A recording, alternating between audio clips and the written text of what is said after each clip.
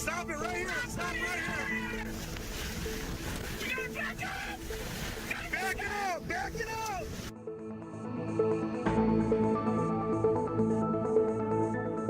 Oh, roof's going. Roof's gone right now.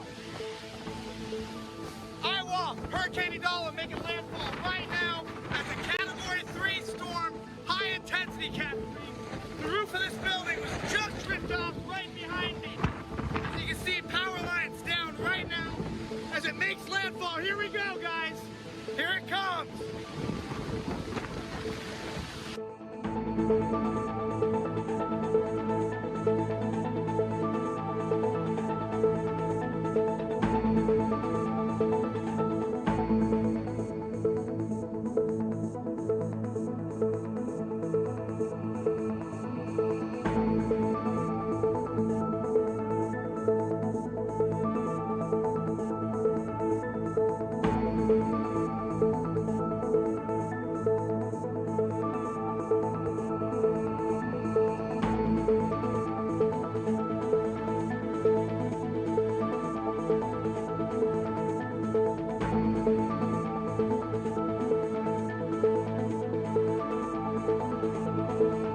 From a scientific standpoint, from a communication standpoint, this is a masterclass in meteorology.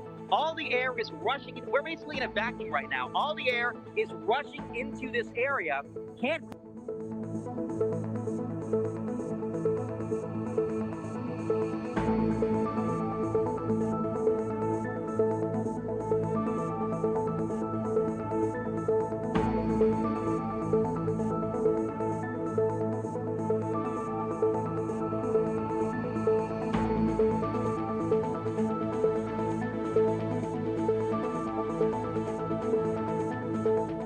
the general disclaimer, obviously I'm very excited from a scientific standpoint, but I do, and we all are very well aware of the human impact of this. So even though it looks cool online, it looks cool to, oh, here's a bird. It looks cool to sort of see all this science in action. We do want folks to know that getting to this point was dangerous. The first out of the eye, I mean, look at all the damage just on this little stretch of highway.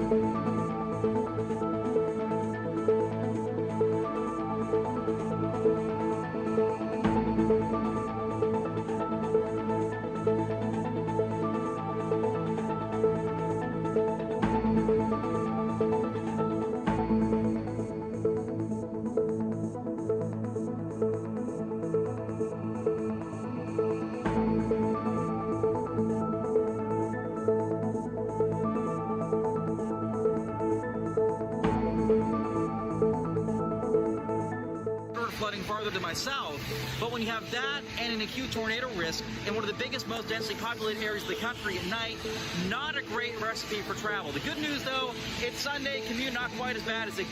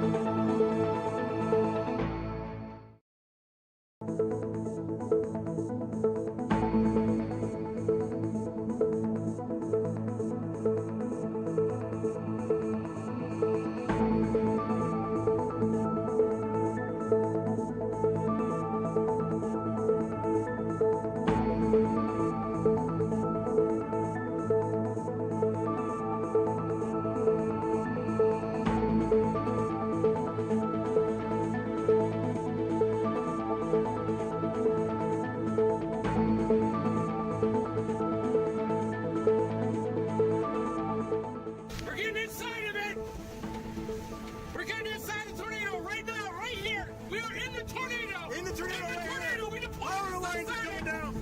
Stop it right here. Stop right here. We gotta back up. Back it up. Back it up.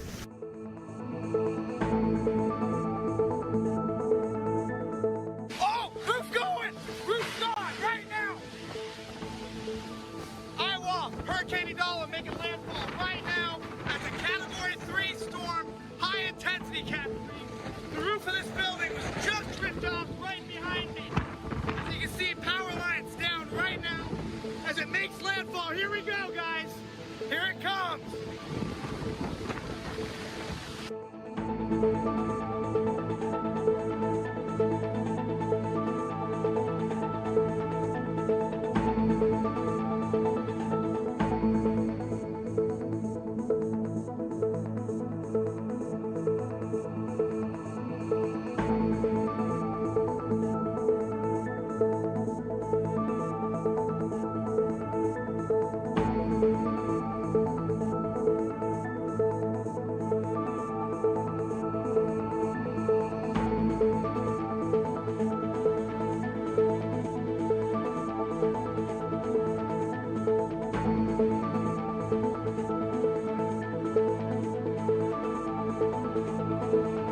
From a scientific standpoint, from a communication standpoint, this is a master class in meteorology. All the air is rushing. We're basically in a vacuum right now. All the air is rushing into this area. Can't.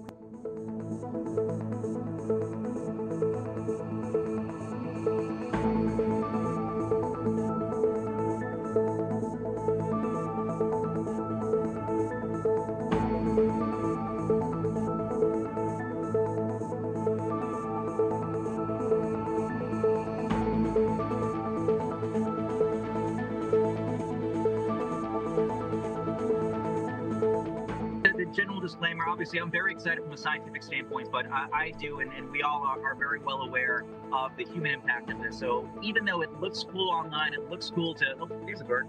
It looks cool to sort of see all this science in action.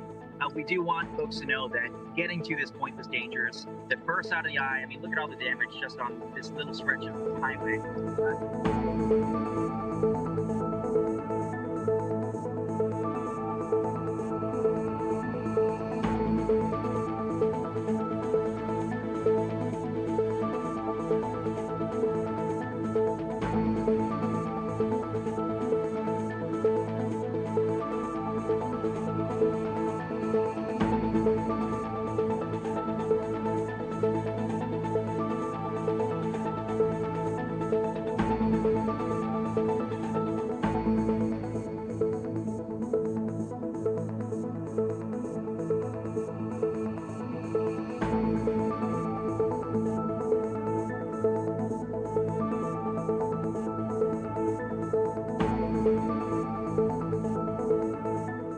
Flooding farther to my south, but when you have that and an acute tornado risk in one of the biggest, most densely populated areas of the country at night, not a great recipe for travel. The good news, though, it's Sunday, commute not quite as bad as it.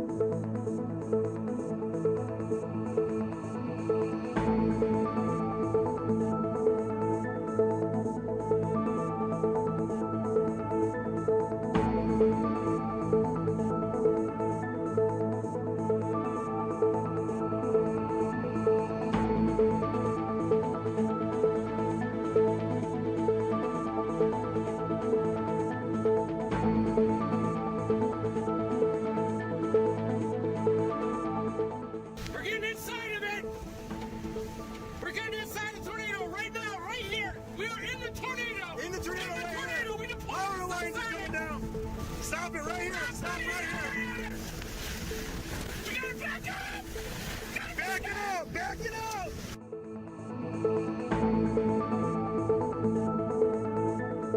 Oh, roof going. Roof's gone right now.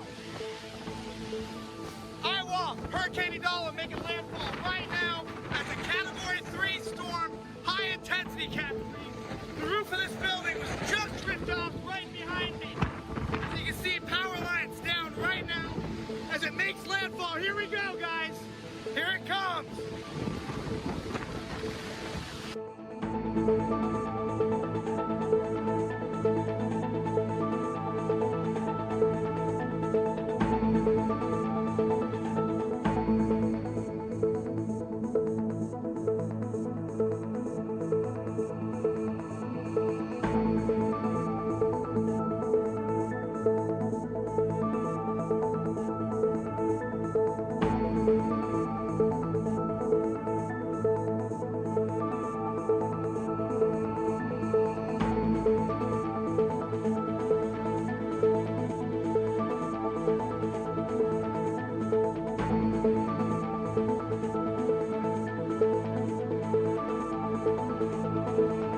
From a scientific standpoint, from a communication standpoint, this is a masterclass in meteorology. All the air is rushing in. We're basically in a vacuum right now. All the air is rushing into this area. Can't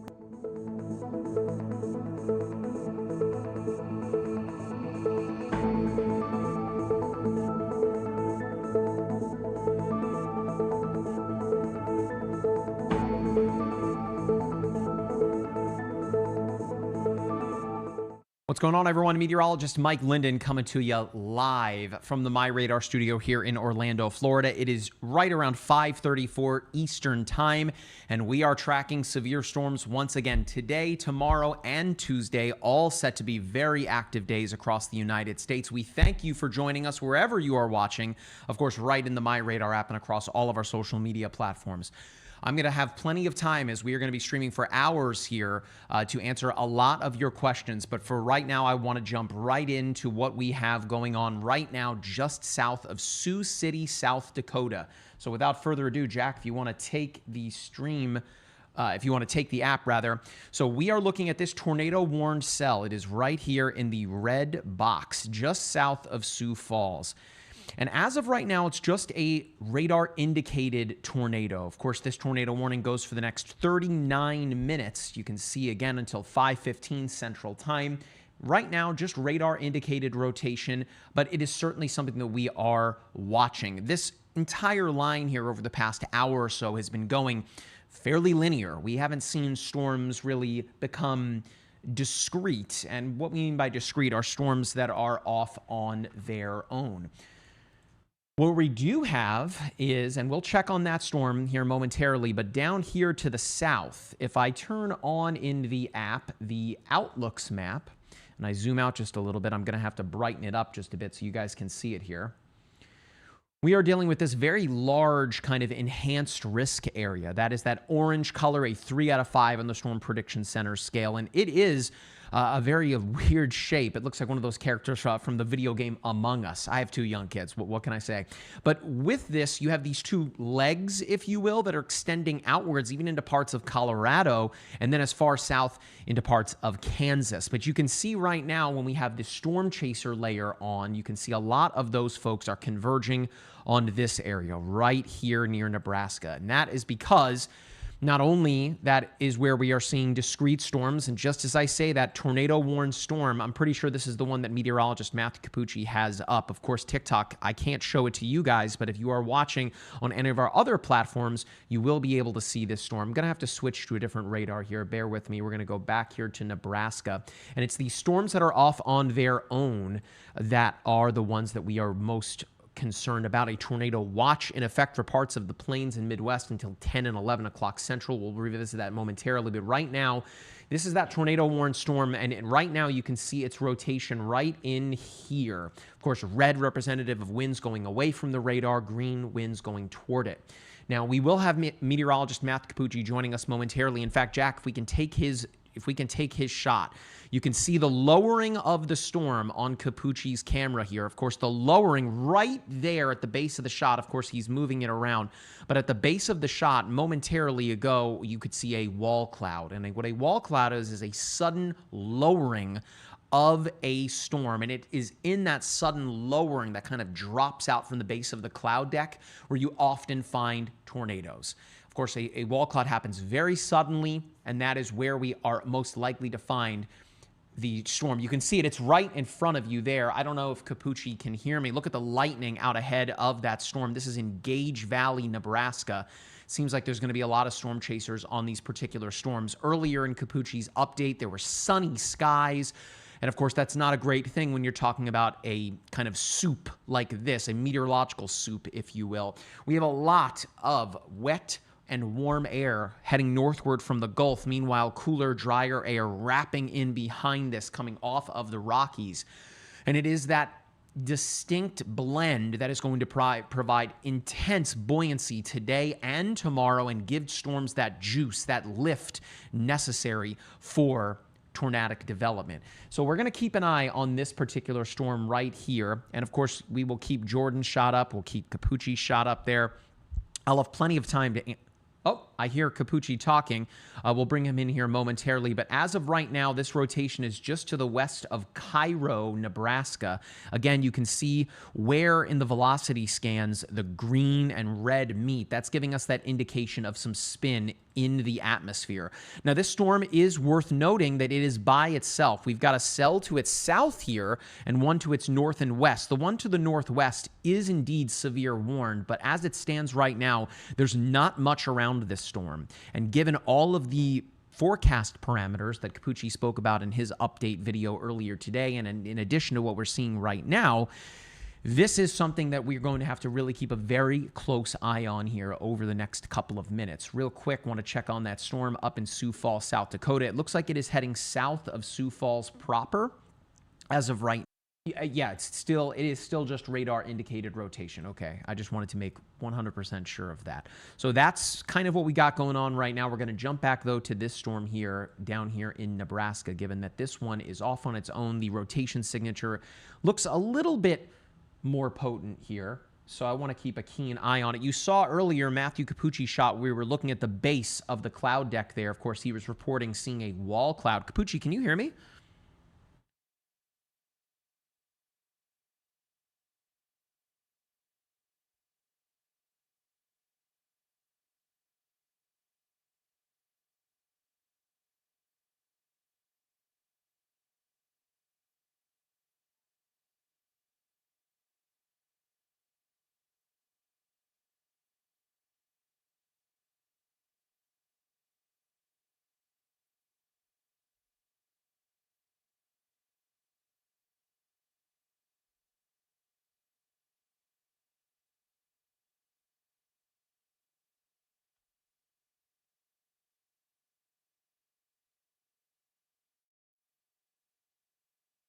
Such a different landscape from where you just were. I feel like when we were streaming, what was it, a week or two ago in the deep south.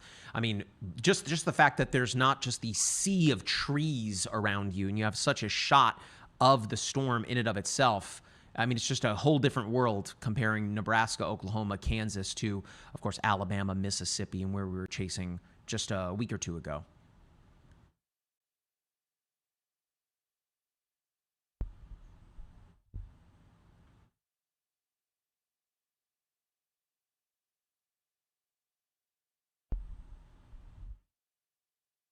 Okay. So we are working on getting a closer look at that storm. Capucci is just now parking on the side of the road. It's just, I mean, an incredible view. Jordan shot there too. Look at all that sunshine in Jordan's shot. I believe that Jordan Capucci, there's Capucci on the northern side. That's Dan Fitz there. So Jordan is still perhaps out east of it. But if you're looking on the MyRadar app, this is Capucci right here. Of course, you can turn on the Storm Chasers layer by going into the layers menu, and the app looks like the stack of cards, and then just toggling on video Storm Chasers. It's really neat in the sense that you are able to just click on it and bang, there is It's just, I mean, an incredible there is view. our storm chasing feed. I mean, of course, you're seeing it Jordan in shot. our I live believe that shot. Jordan Capucci, there's Capucci on the northern side. course, now I'm still Dan hearing Fintz there. Capucci. So Jordan is still perhaps out east of it. But if you're looking on the MyRadar app, this is Capucci right here. Of course, you can turn on the storm chasers. All right, Jack, hang on one second. Into the layers we mentioned in the app, looks like the stack of cards, and then just toggling on video. All right, that seemed to fix it. Perfect. Cool. All right. So we're going to keep a keen eye on this storm. I haven't had a chance to answer many of your questions. We've got JJ and Lucas Games on YouTube asking what's going on with Sioux Falls. That's great, actually. Perfect segue. We'll go right back up there. Of course, I'm keeping an eye on Capucci. Holy cow. Hang on, Jack. Let's take Capucci's shot. There's our wall cloud, right? So just look at that sudden... Look at the lowering. I mean, it almost looks like dinner plates, right, beneath the cloud deck. It's very possible that there on the right-hand side next to that outbuilding out in the distance, I think it's like a grain silo out ahead of us, could potentially be what is that rotation. Again, in Sioux Falls, still radar indicated as it stands right now. JJ that's asking about Sioux Falls. You are still under a tornado warning, and that's for the areas south and east of downtown. That includes Harrisburg and Larchwood.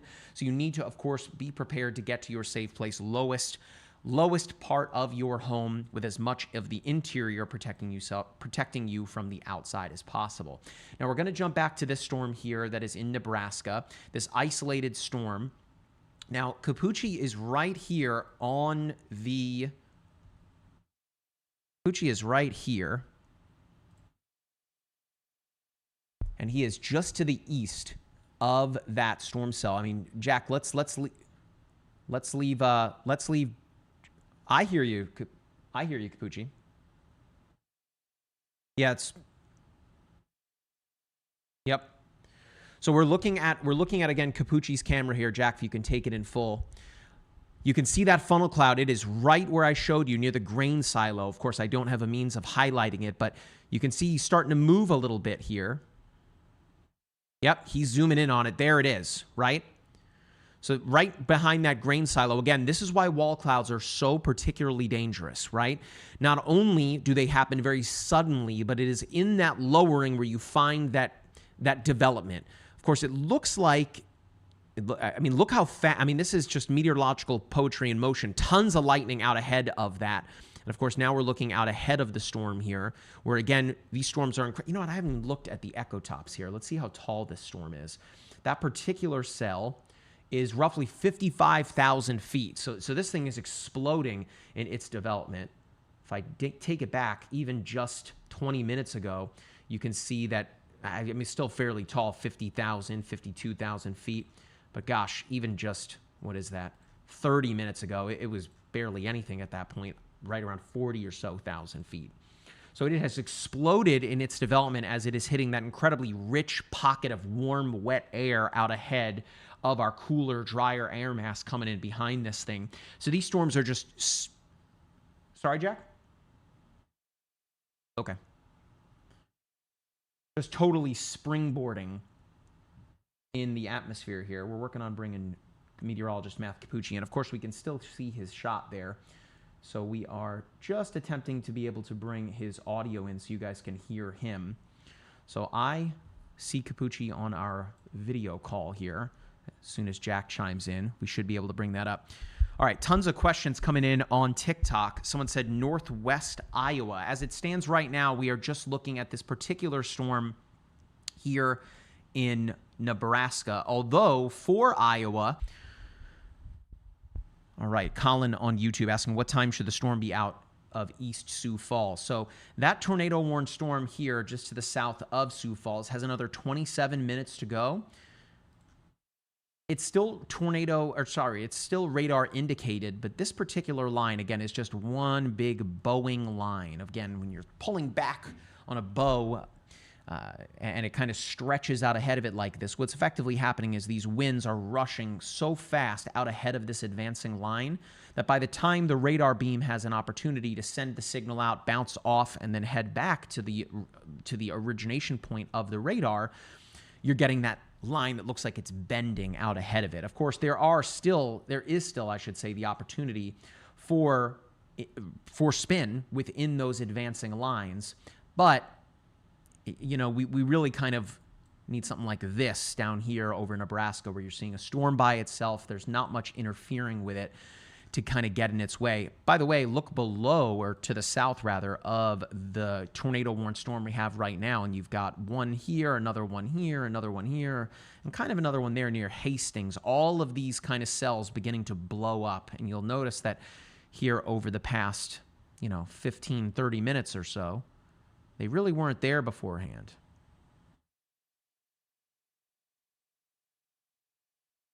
Well, I hear you, Capucci. Jack is not in this call, so I think he's troubleshooting something. Yep, you do your thing. Yep, there's Jack.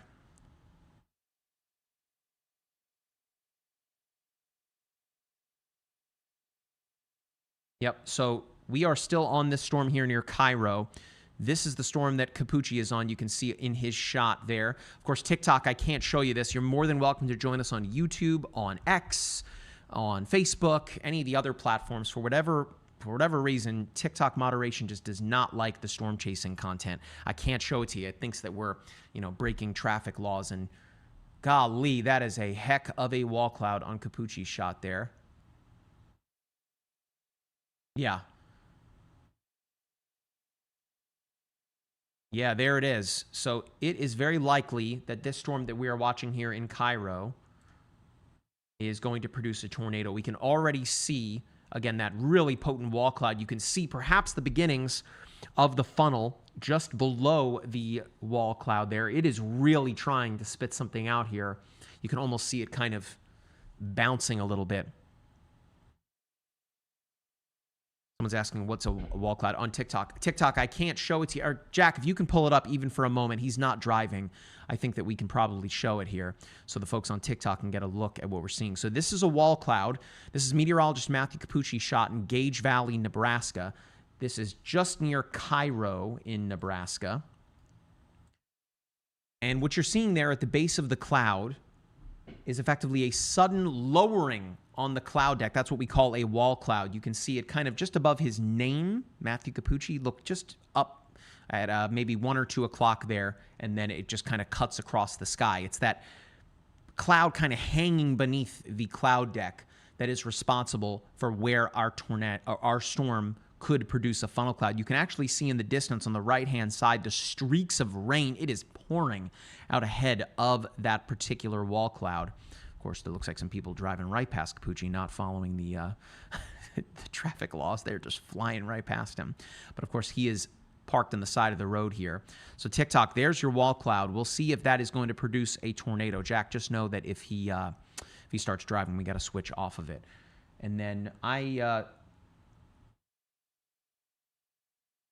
okay, that's fine. All right, so Jack is directing our show behind the scenes. Of course, technology, gotta love it. He's a one-man band here, so he is working on getting meteorologist Matthew Capucci into our live stream. Yeah, that is certainly an option here. I think he may need your audio. Yeah, let's do that now. I'm going to give Capucci a phone call, and we are going to bring him in that way. Going back to basics here. All right, hang on 1 second here, Capucci. Oh, he hung up. All right.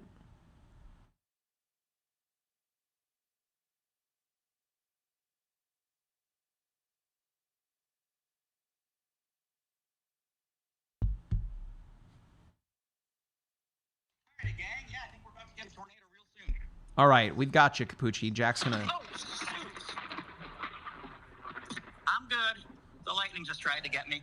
Sometimes you get what's called a CG barrage, or a sudden barrage of cloud-to-ground lightning right before the tornado happens in the updraft region. That's certainly what we're seeing right now. So yeah, the lightning's definitely scary. But what you're looking at right there, the slanted clouds on the left mark the leading edge of the RFD, the cool air wraparound. And then you can kind of see on the right, there's a bit of a bowl lowering. That's where we're looking for the potential tornado. I'd say in the next probably 7 or 8 minutes, we'll likely see a tornado there. We have only a small window of opportunity before this storm gets undercut by the approaching cold front, but the striations are beautiful, and this thing continues to mature. You might also notice how there's a little bit of a fold between that first kind of shelf of a cloud and then underneath. Can you guys kind of see that? That right there is what we call the RFD cut. So a little slice of dry air from that cool air wraparound is now trying to poke into the wall cloud to tighten the rotation and basically squeeze out a tornado. So if that manages to do it, it'll be in the next few minutes. I'm shocked we haven't seen a tighter funnel yet, but I do think we likely will soon. This thing certainly has some impressive structure, and that structure is only continuing to improve right now. So again, pretty rugged lowering. We are seeing this obvious counterclockwise rotation. And right down there towards the middle of the shot, that little underhang, if you will, is where we are watching for a potential tornado in the next near future. Yeah, these storms are really moving quickly where you guys were. I mean, it's pretty obvious, you know, all the storm chasers are now beginning to converge. You guys can see that here in the app. There's 4 of them that are all kind of converging on this particular storm. Of course, Capucci was there first, so they are all kind of following the leader there. We've got Dan Fitz, Scott Peak are all kind of converging on that storm, and then Jordan, it looks like he's trying to intercept it as it begins to head north and eastward. Of course, we've got Jordan's shot, which is a lot sunnier than your shot there, Capucci. You're kind of right at the base of it. Yeah, self-destruct sunshine. On days like today, even just a little bit of solar heating can go a long way, and of course, juicing up the lower atmosphere. And I'm beginning to see some tighter rotation now towards the center of the shot. We'll see if this can do in the next little while. The Tor vans are now positioning east, so that's intriguing. I'll be very fascinated to see if we can manage. I mean, there's not quite as much ruggedness to the underside of the wall cloud, which is a trait I usually do look for, but it still has probably another 20-ish minutes before it is undercut by the approaching cold front. So again, a narrow window to do it, but it looks like it really does want to. It is a day that is, again, there is that tornado watch in effect for this area until 10 o'clock Central Time, farther to the east until 11 o'clock Central Time. I suspect today is going to be a day that is going to be we're likely going to see these supercells really begin to blow up here over the next hour or 2 hours. At that point, I think that we perhaps could be switching storm modes from this discrete, semi-discrete to more linear, similar to what we're seeing up near South Dakota. But at least from now up until that point, things are going to be happening fast and furious with storms just like this. I mean, look at the storms now to the south of this one that we're tracking here. You've got 1, 2, 3, 4, and then this severe warning storm way far to the south of the radar site in addition to another one. So you're just going to see these storms begin to pop up here. I know Jordan shared a graphic on social media earlier today of a zipper. It's very apt in the sense where the atmosphere effectively unzipping this particular line. You can see it all really blown up on us here. Hey, Capucci, look at that. Harvard. Is that Harvard, Nebraska? Just to the east of Kearney? Yeah. No, I'm sure I've been there before. Kearney's okay. A nice place. Vortex asking. Soon, but this thing, I mean, look how low it's getting. My goodness, in some rapid motion. Okay. I think Jack might have restored the audio here, but I'll just keep talking. Nope. Oh, nope. He's still working on it. Either way, I have folks asking on social media, do you think it'll produce? I mean, the storm that he's on right now, yes, that being Matthew Capucci, I do think that it will produce. I mean, we're kind of losing that wall cloud just a little bit there, Capucci. Oh, no, the wall cloud's almost on top. I'm going to have to relocate soon. Okay. I was going to say I looked away for a moment, and this is what happens with wall clouds. They develop so fast and then kind of take that next step so fast. That's why they're very dangerous, of course, when you spot them. Lots of rain, of course, within that storm. What's the height we're looking at on that particular bad boy? It looks like it's getting way taller there, Capucci, upwards of 60,000 feet. So it blew up from 52,000 to near 60,000 feet. One thing I'm trying to ascertain is if it's going outflow dominant, like it's exhaling more cool air than it's ingesting, or if it's managing to tighten something up, because I see a lot of right to left motion. I don't see quite as much left to right. Granted, the left to right is sort of moving over me, but yeah, I'll be very intrigued. The hook isn't terribly well pronounced, but it's certainly there, and I think we can all see there's certainly some rotation with this, some strong rotation, as a matter of fact. Yeah, it's kind of merging with those two cells to its north, where if I jog this the radar just back, let's see what time. That would be almost 45 minutes ago. That's where the storm was singular, more discrete, and now it's just really blowing up, merging with that line that's kind of up near Ashton, Coatesfield, apologies, in Greeley Center. But we're going to keep an eye on this particular storm. As we do that, I'm just going to monitor how things are going up for our friends up in South Dakota. Of course, that is where our other tornado-warned storm is at the moment. It is passing through Harrisburg and approaching Larchwood right now. Another 16 minutes to go on that tornado warning. It is just radar indicated as it stands, but I think that the National Weather Service is going to continue to keep that tornado warning on it as it approaches Rock Rapids, much farther to the east of Harrisburg. I mean, not much farther. Golly, it's not too far. Let me see, from Harrisburg to Rock Rapids. Okay. All right. Let's jump back down to Nebraska, where all of our storm chasers are converging. I see Jack continuing to... Now, it may be time to reposition east. You can see the wall clouds just about on top of me. Yeah, let's get east.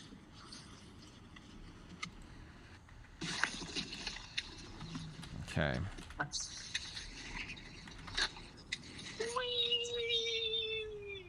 All right. So the person you hear weeing, that is meteorologist Matthew Capucci joining us from Gage Valley, Nebraska. He's on this particular storm right here. That could be our first tornado-producing storm of the day. Not too long ago, mind you, I mean, here we are talking about Nebraska and South Dakota, but up in Michigan, there was a destructive severe thunderstorm warned storm up near Saginaw that was producing 60-mile-per-hour wind gusts and very large hail. Capucci, it looks like that rotation on that storm here near Dannebrog? I apologize on the name here, to the south and west of St. Paul, really tightening up on us here. Let me switch to a different radar. I'm using the Omaha radar. Let's go south of it here. The Hastings radar might give us a better look. Yeah, I mean, it's certainly tight rotation. You can see it in person. Yeah. It has a ton of lightning with it. I'm just trying to figure out if it's going elevated or outflow dominant at all, or if it's going to be able to produce tornadoes, just given the fact that the cold front, which is coming in behind it, is really trying to crash under it and sort of undercut it. So that's kind of the big wild card right now. I've seen Storm Chase fans reposition east. So I'm trying to reposition probably just a mile or two east, and then in about 90 seconds, we'll be able to look back westwards once again at the apex of that rotation. So that is the storm that we're going to keep a close eye on here. If you are watching in the MyRadar app, thank you so much for joining us. Of course, I'm joined by meteorologist Matthew Capucci here on the phone as we're working through some technical difficulties. It's always fun with broadcasting. There's always something that happens. But we are resolving it. We've got the best in the business, Jack, behind the scenes as he's resolving it. But in the meantime, hey, we have plenty of severe weather to talk about, and we always have a redundancy in plan. But of course, in effect, I should say, we're streaming across all of our social media platforms, including as well on Twitch, Facebook, X, YouTube. We're actually going to be streaming momentarily on Instagram, which we just figured out how we can make that happen, so that's exciting. And of course, streaming live in the app and on TikTok as well. So if you guys have any questions for me, please get them into the chat wherever you happen to be watching from. We will do our best to answer as many questions as possible. Of course, meteorologist Matthew Capucci is focusing on safety as it stands right now, given that you can see on the stream that he is right beneath a wall cloud on this tornado-warned storm to the east of Tannerbrog. Tannerbrog, someone said I pronounced it correctly, in Nebraska there. So again, if you're watching on TikTok, we'd really appreciate it if you tap on the screen, show us your support that way. For anyone that has... Tornado right here, tornado. Not a strong one, but it's right there, crossing the road right in front of me. Can y'all see it? Jack, there it is. It's not a super strong one. Oh yeah, I see it on the ground. It is... Where'd it go? It's hiding. It's really tough. It's really tough to see. But if you have a keen eye, you can see that counterclockwise rotation. You saw it for a moment ago, maybe 25 seconds ago, just kind of where the road terminates there at the end of the shot. That was just a brief little thing. I don't think that's the real one. I think that's just a quickie. Mm-hmm. I mean, I can see Oh, no, I can see it off to my northeast, but it's more sort of a satellite vortex. The main wall cloud is just to my west right now, so you can see that bowl-shaped lowering in the center of the shot. That is the incipient rotation. At any moment, we'll be able to produce an actual tornado, but you know what? There's a solid tornado. Multiple circulations. All right, we're going to reposition east. But that was a quick tornado that crossed right in front of me. Yeah. Yeah, it is most definitely a tightened up signature right here. Again, green representative of winds going toward the radar. This white and red is showing us winds going away from it. So that is, of course, the rotation that Capucci is following. As it stands, we perhaps saw something touch down for a moment. Of course, it's a funnel cloud until the moment it touches. Yes, Jack. Just let me know, Jack, over Slack when you want me to rejoin. All right. So this is our storm that we're going to keep a keen eye on here. Thank you so much again for joining us. We really appreciate it. Hope you're all having a fantastic Sunday. Of course, tomorrow, Monday, going to be a pretty potent day as well for severe weather. A moderate risk in place for parts of the plains and upper Midwest tomorrow. Of course, we will have a forecast video from meteorologist Matt Capucci in the app tomorrow, and we will be streaming live, myself and meteorologist Jennifer Watson and the rest of the MyRadar Weather Team. All right, Carol, thank you so much for watching. We appreciate it very much. We will stay safe, and we hope that you stay safe. Okay, so our rotation tightening up here. I'm just gonna put the phone down for a moment so you guys, there's a lot of road noise coming in from Capucci. Okay, so as it stands right now, the rotation is just radar indicated, meaning that I'm seeing what you're seeing is what I'm seeing is what the National Weather Service is seeing. That using the velocity product, that's on the right-hand side here, using our velocity product, we can see the rotation, or the wind speed, I should say, within this particular storm. Green is, of course, winds going toward the radar, red away from it. Now, the radar site that I'm using is down here south of Hastings, Nebraska. Okay, so the green indicates our winds are kind of coming in like this, and red is indicating it's going away from the radar like that. So, of course, when you have winds acting upon one another with differing height, speed, that is, of course, a major ingredient that is necessary for tornadic development. Of course, there's a lot else that kind of goes into play here, but that is the big one here when it comes to whether or not we're going to see anything on the ground. Now, this particular storm, needle funnel. I can't tilt the camera right now, but it's certainly there. Come on, people, go!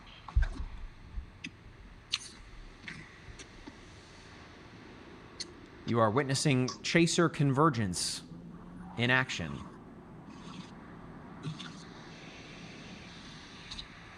All right. At least have the 360 cam going on it, but it's certainly in there. Yeah, I mean, I saw right as soon as you called it out before, I could absolutely see the spin. It was very faint and it was in the distance, but it was absolutely there. I'm concerned. Now, this is a big tornado. I can't tilt the camera, but it's definitely in there. I'm growing a little more concerned, Capucci, about this kind of lobe coming off near Howard City, that could be yet another area of rotation. This is a very large tornado. This is a very large tornado. When I turn left shortly, we'll be able to see it better, but a large tornado right now north of St. Library. Nothing on the CC here just yet. You're not going to see CC if it's in a field. Yeah.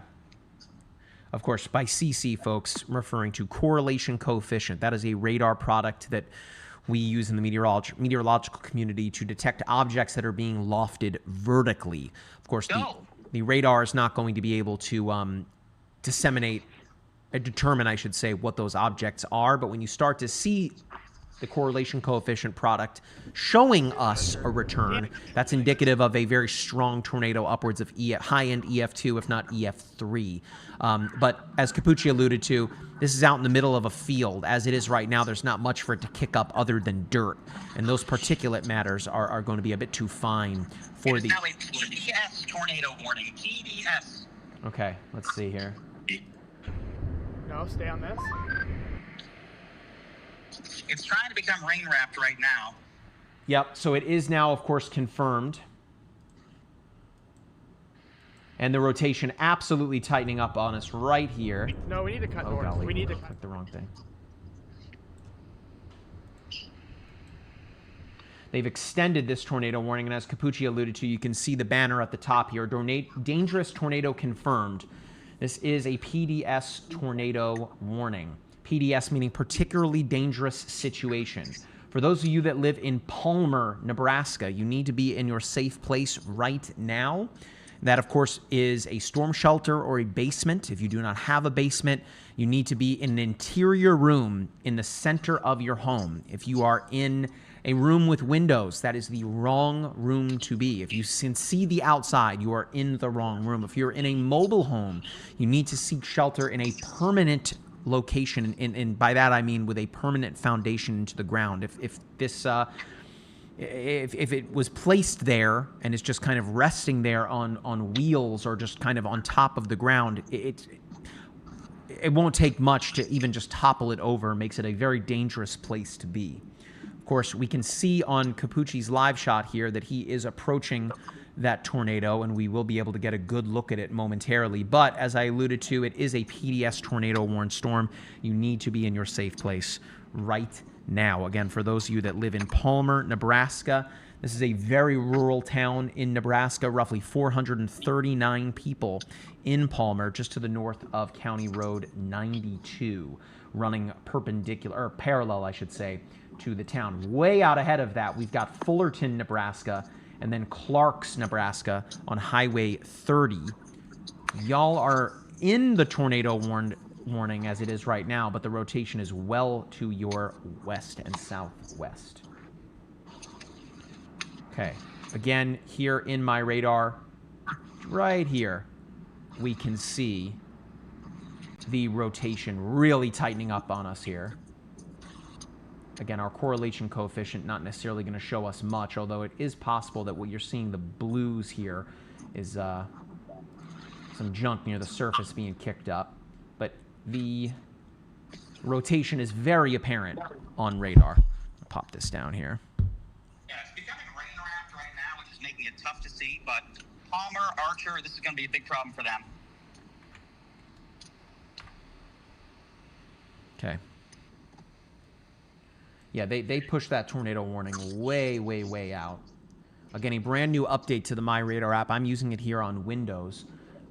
We have these kind of tags at the top of alerts that kind of are a bit more immediate in terms of danger. When a tornado has been confirmed on the ground or has gone PDS, you're going to start to see these changes here, in addition to a tornado emergency, for which we had 2 of those, if not 3 of those, from 2 storm cells that was in Mississippi about 2 weeks ago here. This is, again, just to clarify, not a tornado emergency, but is a PDS tornado warned storm, meaning that a tornado is on the ground. You can see here within the wording from the National Weather Service, it is confirmed large and extremely dangerous. This was near St. Libory, 15 miles north of Grand Island, moving at roughly 45 miles per hour.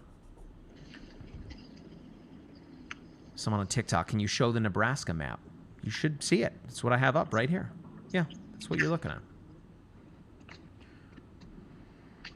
So this is Palmer, Nebraska, right here.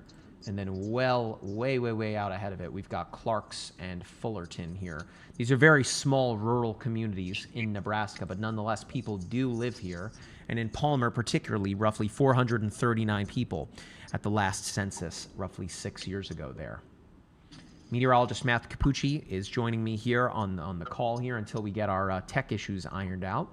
But he is on that storm. If you're watching on the app or on YouTube, any of our social media platforms other than TikTok, you'll be able to see his shot in addition to storm chaser Jordan Hall's shot. He seems to be approaching from the north and east of the storm, whereas Capucci is kind of following it parallel as it advances south or northeastward in its motion. Jordan's shot here, yeah, it's really hard to see, Capucci, as you alluded to. It seems to be wrapped up pretty tightly there.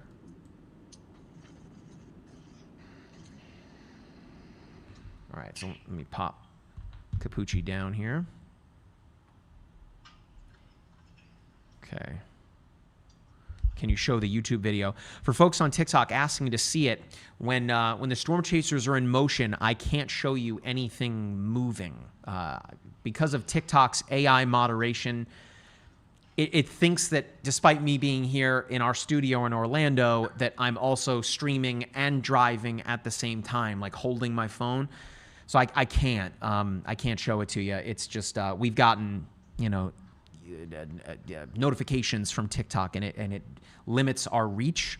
And when we're trying to disseminate potentially life-saving information here, that's just not what we're trying to do. So when Capucci and or Jordan are parked, I'll be able to show you what they're looking at. But if you'd like to see that in its immediacy, head on over to YouTube, youtube.com/myradar, and you can see these storm chasers. You okay, Capucci? I'm sorry, I was sliding because I was trying to pass someone who was going 8 miles an hour in a... That's a lot. That's a lot of cars. Yeah, you're going to be able to see there's a secondary tornado just to my left. You see that in the mezzo? Yes. There we go. So this mezzo has multiple tornadoes. Yeah, that's a mean-looking storm. And I believe it might be trying to make a third tornado. We're going to see what we can see carefully, of course. Yeah, the velocity scans are a big mess, but the PDS one out ahead of it is most definitely still the leader of the parade there. All right, let's pop this down. Where is this? Wicked Witch is asking. This is in Nebraska. People are parking in the street. This is insane. Yeah, I mean, this is a common thread where you see whether it's storm chasers that maybe are inexperienced or just people in general that want to look at what Mother Nature can produce. They kind of park in the middle of the road. Not a safe thing to do for anybody involved. Folks will park underneath overpasses too. Incredibly dangerous idea. Do not do that whatsoever. But as you're seeing on Capucci's shot there, people just kind of stopping in the middle of the road. And this is not some, urban metroplex that he's driving through. This is rural Nebraska. It's literally a one-lane road. So there's no shoulder to even speak of for Capucci to even, pull off to the side. So for people that are parking in the middle of the street, I mean, just really unsafe. But now, again, you're seeing on the rotation signatures, as Capucci was alluding to, we have this area of rotation here. That is the tornado, again, the PDS tornado warned storm that the National Weather Service has confirmed is on the ground. Then we have this one back here, just to its southwest. That is yet another area of rotation. We almost have this one just to its north there, and then kind of broadening out on the backside here near St. Paul, perhaps potentially another area of rotation, maybe getting nudged on the backside from that lobe I was alluding to before that's now pushing east of Farwell. So a very complex storm system here in this supercell. But again, this one does remain tornado warned, a PDS tornado warning, I should say. The rotation as it stands right now is kind of passing to the north of Highway 30 and to the south of County Road 92. It looks like there is a very small community here called Worms, Nebraska. Okay, that's where Capucci is. Worms, unincorporated Merrick County. You need to be in your safe place right away. And then out ahead of that,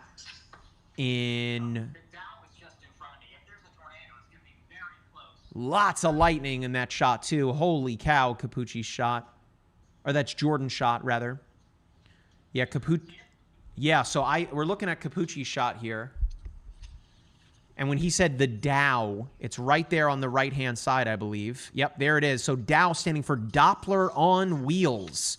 So I guess if you're seeing the Dow, you know that you're in the potentially the wrong or the right place, depending on who you are. But for Matthew Capucci, you are most definitely in the right place. Now we're losing, you can see his signal here. There's not going to be much on Earth that's going to be able to give us a great signal here, given that cellular, his Starlink satellite dish are trying to penetrate a, how tall is this thing now? Let's see. You know, a roughly 56,000 foot storm, right? There's not much clear shot of the sky there. And again, to reiterate, it's not like he's in New York City or Washington, D.C. This is a very rural part of the United States. So cellular connectivity going to be a bit more limited to transmit that video signal. But he is right up on that storm. Looks like a lot of storm chasers are converging there. Okay, Jack is saying that Zoom is back up. Let me rejoin. So Jack, Capucci is good to join there? Yes? All right, Capucci, I'm going to hang up with you and join the call. Jack fixed everything, okay? Oh, there he goes. All right. I hope you are all having a good Sunday as best you can. Yet another day of active severe weather. Tomorrow really going to be, we'll have plenty of time to talk about tomorrow, but tomorrow is going to be I think a banner day in the world of weather. All right, I am connected there. So Capucci will join us. You can see that he's really, his shot is a bit of a mess here, given that he is punching that meso as it is right now. He's in Worms, Nebraska. Out ahead of this particular storm near Palmer is Archer, Nebraska. Archer, home to roughly 68 people from the last census in 2020. Very small rural communities in Nebraska. Hang on one second. Going to crack some caffeine here. Cheers to everybody. Drinking out of my MyRadar koozie here. I'm actually going to be heading to the World Cup in Atlanta in about a month from now. I'm super excited for that. So if you see the MyRadar Cyber truck out on the road, it'll be me driving it. So be sure to flag me down, stop me, and I'll hook you up with some MyRadar merch. All right. So Capucci is on that storm near Palmer, and as he spoke about before, we've got a couple of areas of rotation. The main one right here, but then we have this one tightening up a bit there. And then as I alluded to earlier, near St. Paul. So it's very possible that we could have multiple tornadoes produced from this one particular storm. It is still PDS warned, that being potentially dangerous situation, PDS, meaning you need to seek shelter to protect your life. That is not a joke. Those words are very stern, so you need to respect the weather. Of course, one of the most well-known local meteorologists, maybe ever, James Spann, who, of course, did an exemplary job covering the super outbreak in 2011. He always says, respect the polygon. And boy, is he right. If you find yourself in one of these tornado-warned polygons, that shape there, this kind of elongated rhombus, you need to respect it. You need to act. Because if you do not, and the situation is dire, you are putting your and your family's lives at risk by not respecting what Mother Nature is bringing your way. Confirmed tornado near west of St. Paul, someone is saying. Yeah, I mean, that's kind of what we're talking about here. We've got the main rotation here east of Palmer. Then there's this one here west of Palmer, whether or not there's anything on the ground. And then less or so back here now, but mainly these two areas, east of Palmer and west of Palmer. You can see, though, starting to get a bit more stretched out, kind of cutting right through Palmer proper there. Certainly not going to see anything. Hang on.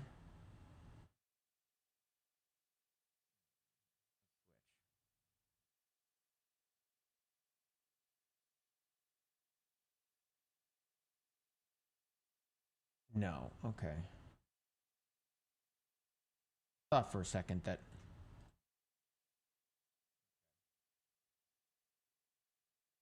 All right. How's Sioux City looking? All right, let's check on that real briefly. Again, a PDS. So the tornado warning is gone for Sioux City. Of course, you can see this yellow box, though, surrounding Sioux City. That is a tornado watch in effect until 10 o'clock tonight, Central Time, that is. So it's very possible that you might have some additional supercells firing up that could produce tornadoes. But as it is right now, we're looking at this one. passing through Palmer, Nebraska. We're working on getting meteorologist Matthew Capucci back into the fold, but you know this happens, right? When you are underneath a massive, massive storm, any storm chaser can attest to this. I mean, whatever cellular technology you have, if you're using Starlink nowadays, to get let alone a clear signal of the sky, but to have good cellular connectivity in an area like that, tough, real tough. So. Yeah, I figured. Yeah, he's right underneath the mezzo. He'll rejoin us when it's safe to do so. But if you are just joining us, about 30 minutes or so ago, we were looking at a very brief spin-up of a tornado that is now, again, a confirmed tornado on the ground for meteorologist Matthew Capucci here. The National Weather Service has extended this PDS tornado watch for the next 51 minutes. Now, again, you can see in the app, it is labeled in red there, dangerous tornado confirmed. This is a particularly dangerous situation. I mean, the impacts are very stern here. You are in a life-threatening situation. Flying debris may be deadly to those caught without shelter. Mobile homes will be destroyed. Considerable damage to homes, businesses, and vehicles is likely, and complete destruction is possible. Those are not light words. Respect the polygon, as meteorologist James Spann would say. Okay? Right, so this is, again, in the red outline here. That is our PDS tornado warning. We have two areas of circulation that I'm more concerned about. This one here, and then this one on the backside. You know, we're starting to see perhaps a little bit down here. This is a really interesting storm. Looks like Capucci is trying to rejoin here, which is good. Of course, we want him to be safe. You saw, again, moments ago, he was right underneath the wall cloud of this massive storm. It's wrapped up in rain, which, of course, makes it really dangerous in the sense where, you know, oftentimes, you know, seeing a threat tells you, you know, there's a threat in front of me there. But when it is hidden by the rain, that is where things get really scary, right? When you cannot see it a threat, let alone if it was in the middle of the night. Right now, we have the prime heating of the day cooking the surface. There was sunny skies out ahead of this line of storms. So you are just looking at absolute ripe thunderstorm development here for the next several hours, hence why that tornado watch has been issued and why tomorrow is likely going to be a very potent day as well. So we'll have him here momentarily. That is meteorologist Matthew Capucci. Storm chaser Jordan Hall. Oh, there's Capucci. How are you doing? You're safe? Yeah, I'm safe. I was trying to navigate around the cluster of storm chasers who are not sure what they're doing. Parking in the road. I mean, I don't get it. Why some people think that it's a safe thing to do. Oh, it's insane. That, or like even right now, I'm in a 70 mile or 60. What am I in? 60 mile an hour zone. You have people going like 38, and yeah, it's distressing. I mean, I can see a new tornado trying to form out my back window. I'm trying to position ahead of it, and you have people stopping to take pictures, which, like, I get, it's cool, but also there's a time and a place. And if you want to take pictures, pull off the road. Yeah, no kidding. All right, Marie on TikTok says, for those who want to know about the weather, download the app, MyRadar, and then hits it with this emoji. I agree. Shout out, download MyRadar. It's totally free to do so. Of course, anywhere where you can find mobile apps, you can find MyRadar. It's all one word, M-Y Radar, MyRadar, iOS, Android, Windows. You can find it anywhere. You can download it even on your Mac as well. And something really interesting, too, for those of you that are interested, if you go to the settings menu and you'll see the MyRadar account, if you have a premium subscription to the premium features in MyRadar and you have a MyRadar account, anywhere where you log in with your credentials, the premium features will follow. So you only have to purchase it once. Whether it's on iOS or Android, your preferred platform, and then you sign in on all the other ones, and all the premium features will follow along, which is really great.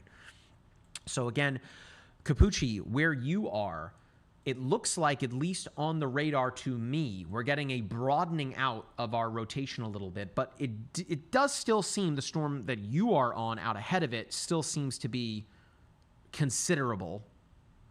But yeah, I mean, I'm watching right now. It has so many transient eddies and vortices and pockets of spin, and you know, one moment one touches down, the next moment another touches down. There's some crazy lightning. I'm just gobsmacked. I'm in a Capucci, 60 mile somebody, hour zone. somebody not too long ago was asking, and I know you love to nerd out on this. So they're saying, wait a minute, there's more than one tornado in the storm. I mean, it's very possible we see multiple mesovortices within a supercell thunderstorm. Can you break down as to why it's possible and is maybe somewhat common in instances to even see two areas of spin up? Yeah, there's an old expression in meteorology that spin begets spin. Big rotating systems often have smaller rotating systems. I find that when a supercell gets what I call strung out, in this case, the cold front is trying to undercut it, it's easy to stretch that spin into several smaller areas of more concentrated rotation. So I think that's kind of what's happening right now, where, we obviously had the main mesocyclone, the main tornado, which passed to my north, and then several additional more transient vortices that were nearby. All right. We'll keep a keen eye there. I don't think there's any other tornado warrants to... Oh, no, there is. How about that? Where is this one? This one's in Colorado. This is actually the second tornado warned storm of the day for Colorado. This one... Let me pick it. No, that's a good one. We're in between three radars here. I'm trying to find a good one here to look at. There is our rotation to the south of Stratton. I mean, there's no storm chaser there, but right here, of course, you can see this green color here. Our radar is to the south and west. So the radar, or rather the green is showing you wind going toward the radar, and then this orangey brown is showing you winds going away from it. So this is our rotation right in here. Whether or not there is a tornado on the ground there remains to be seen. It is just radar indicated for the next 30 minutes. If you live in Burlington, if you live in Stratton, Bethune, or Burlington, Colorado, you need to be in your safe place. This could put down a tornado at any moment, and this storm is by itself, okay? So we've got a couple of areas of rotation. Oh, we've got a tornado warning up in Michigan, too. Earlier, we had a destructive thunderstorm up that way that was producing 60-mile-per-hour winds. I mean, this is a very big warm sector. And there is our rotation just to the west of Gagetown and west of County Road 53 there, north and west of Cass City, Michigan. I mean, we've literally jumped from Colorado to Michigan to Nebraska and Iowa. We are all over the place right now, but there is your rotation wrapped up in the rain. See, how long is this tornado going on for? Well, tornado warning, I should say, for the next 14 minutes. Right, so let's jump back down to our PDS, where meteorologist Matthew Capucci is following along. There we go. Got to find a good radar. Which one we want to go with? Let's go with this one.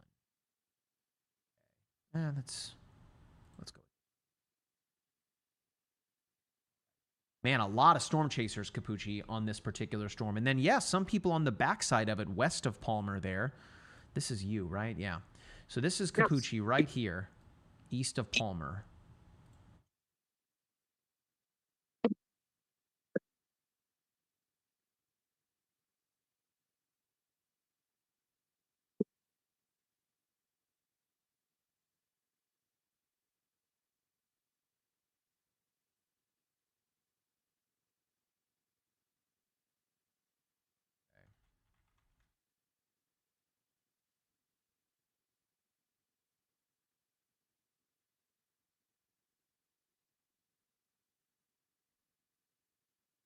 All right.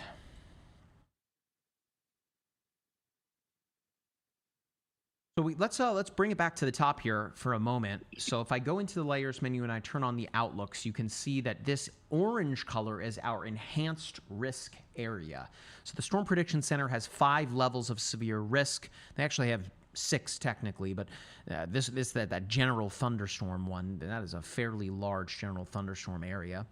It's that kind of lightish greenish minty color. Then you have this darker green, which is marginal risk, yellow, which is slight risk, and then enhanced, which is yellow or orange. After that, it goes to moderate, which is red, and then high risk, which is a magenta pinkish color. Tomorrow, for what it's worth, is a moderate risk. I think that there's considerable higher end storm potential tomorrow.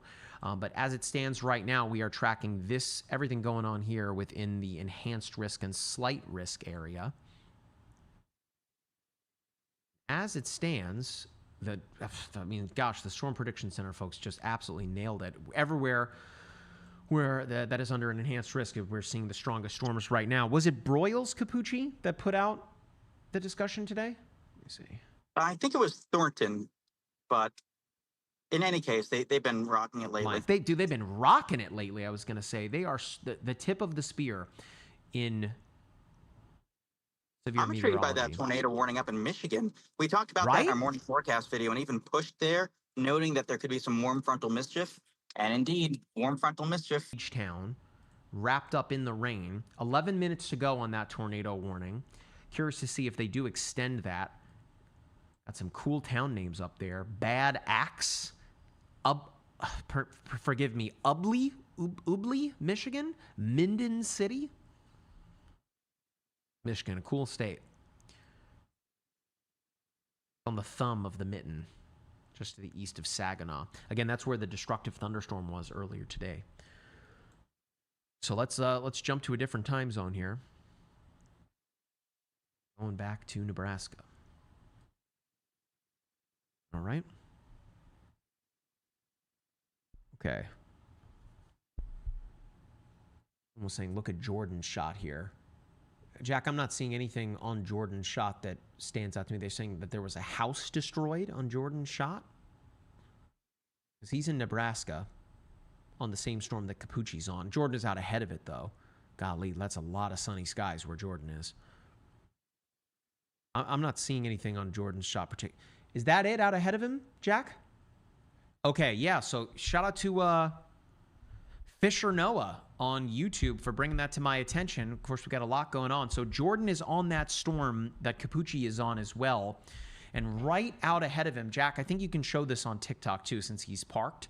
But right out ahead of him, looks like his windshield is cracked there, but right out ahead of him on the horizon is a destroyed home there. I guess I shouldn't say home, a destroyed building. It could certainly be an outbuilding, this part of America. There's, of course, a lot of farmland. It could have been something agricultural. But yeah. TikTok, you guys should be able to see that now, right? Let me know if you can see it. I can see it on my end that you guys can. I'm going to go reposition. Not for this cell. I'm going to go to the next cell down. I think this one's tornado potential is waning quickly as it gets undercut by the cold front. I think this one was a one and done. So now, I'm going to move to the next one down. You said the one you're targeting. Do you mean the one near Clay Center right now? Yeah, I believe so, yeah. Okay. Yeah. I mean, this right near Harvard. This one might have more quick little spin-ups, but I can just tell visually that it's going to get strung out and grow upscale rather quickly. So I think I'm going to try to proactively get to the next one down. Can you work us through, Capucci, your thought process there? You say you can see it visually. What do you mean by that? Take us into the mind of a storm chaser. So normally I look for, as silly as it sounds, in a large cylindrical part of the storm. It should look almost like a snare drum. And right now, there's certainly rotation, but I can tell the cold front is coming in behind because the storm just looks kind of longer left to right. I mean, the whole thing looks like it's becoming a squall line visually. There's a more pronounced shelf cloud in the front. The shelf cloud usually signifies cool air being exhaled by the storm, undercutting warm, moist air out ahead of it. That's what makes a shelf cloud to begin with. And so in this case, I'm pretty confident that that's sort of what I'm seeing. I just don't really think this one, despite having already produced what looked to be a significant tornado, is likely to produce another significant tornado anytime soon. In fact, I think it will transition to a mostly straight line wind risk. There's an off chance it can keep building south, but I don't know if we'd be able to see it well on our radar. But the cold front has already reached like Minden to Fullerton. And so I'm trying to go south. I'm going to go to near like York and then just try to ride the interstate east, or better yet, just keep going south and see what I get. So I just turned on the fronts layer in the app. Of course, it's not in real time as the front is advancing, but you can see, as Capucci's alluding to, there is our cold front. Of course, a cold front is representative of the front of a cold air mass, quite literally the front, the leading edge of it. Now, everything behind this cold front is much cooler and drier than the incredibly warm air out ahead of it here. In fact, I have yet to do this. Let's turn on the temperatures so we can see what our temperatures look like. And oh my gosh, 86 degrees, 82, 84, that's out ahead of the front. Look behind it, 61, 55, 51. So you're talking of a nearly 30 some odd degree, 35 degree difference in temperatures. So it's that incredible clashing of air masses there that gives us incredibly explosive thunderstorm development, as you're seeing here. And of course, the buoyancy, the juice that we refer to as CAPE, convective available potential energy, that gives it the energy that storms need to rise vertically in the atmosphere to really break through. All right, so Capucci is going to be driving south to, of course, a Harvard meteorologist going to be chasing Harvard here in Nebraska. And what's really neat, actually, if you look really closely, you can actually see kind of where the inflow on that front is, right here near Hastings. You can see as it advances that way. Can you see that on the radar? That's really neat. In fact, let's take a look here at satellite, because within the MyRadar app now, if you're using the dual pane feature, what's really neat, if I click it again, I can decouple each one so we can remain on the view on the left, and then I can change this product on the left. Let's see. Look at the satellite. Oops, I can't play them independently. I forgot. Oopsie daisy. There we go. Oops. Can't play them independently. Apologize. That's an internal build that I've been messing around with lately. Let's pause it there. Cool. Gotta pause that one. Okay, there we go. Look at this dry slot here. In fact, you can see a wildfire burning down there too. But look at this dry slot. Cooler, drier air right here. And look at all these storms blowing up along that frontal line. Again, if I turn the front layer on, you can see it. Golly, 98 degrees in Dodge City, and then behind it, up into Colorado, you got the 50s. Capucci, can you still hear me? Yep, I'm going to duck off after this, but yeah, good. No, you're good. What does it feel like outside right now? I know you're in your car, but when you got out before? Windy. Especially near the tornado. No, it right now you can tell there's almost a stiffness to the breeze, so the cold front is really trying to crash through. It's one of those times where you have the feel of severe weather, and it just doesn't feel like that as much anymore. I think Jordan referred to something called the zipper, and oh my gosh, I'm stuck behind Reed right now, and traffic is literally stopping in the road to take pictures of him. You talk about chaser convergence. A firefighter just paused to take a picture of the truck, which, again, Reed is a cool vehicle. But, come on, people. Anywho. There's a million pictures of it on the internet, you know? Yeah. Anywho, no, the cold front's certainly coming in. And that's why, once a cold front comes through, severe weather's done. That's why I'm trying to get south so fast and hopefully reposition east. Maybe I can catch some stuff near York, but things look to grow upscale rather fast. I will say this. Go, Reed. You have a green light. Capucci honking at Reed Timmer. Of course, meteorologist Reed Timmer, of course, one of the more well-known storm chasers in existence. He drives a very unique vehicle called the Dominator that is just kitted out with all sorts of meteorological goodies. From what I understand, chasing in the Dominator from Jordan Hall, it's not exactly, a luxurious, comfortable ride in there, but Reed's wild. Reed is amazing, incredibly talented. I sometimes forget that people can hear my road rage. And I don't think it was Reed. I think there was someone in front of him that was just sitting road rage. At the green light. You mean the cute little beep from your truck there? Yeah, I definitely was going around some folks earlier on, but yeah, in these storm environments, defensive driving is so important. Not only do you have crazies out here, but you have people who might be tourists, hobbyists, first timers, and all it takes is one person going 35 or 40 in a 50 or 60 zone, and suddenly you have a mile of traffic backed up, if not more, especially on these rural roadways. Chaser convergence is such a big problem. And I mean, I drove through a sketchy part of the storm earlier on to avoid some of the conversions, but I don't necessarily know how it's going to be fixed because I have no greater right to the storm than does anyone else. Right. And how do you police who chases and who doesn't? Do you have to have a certain number of years of experience? Is it who has a degree, who doesn't? I don't like any of that kind of gatekeeping. And moreover, the only way to get experience is to do it. And so it's a very challenging conundrum facing the field.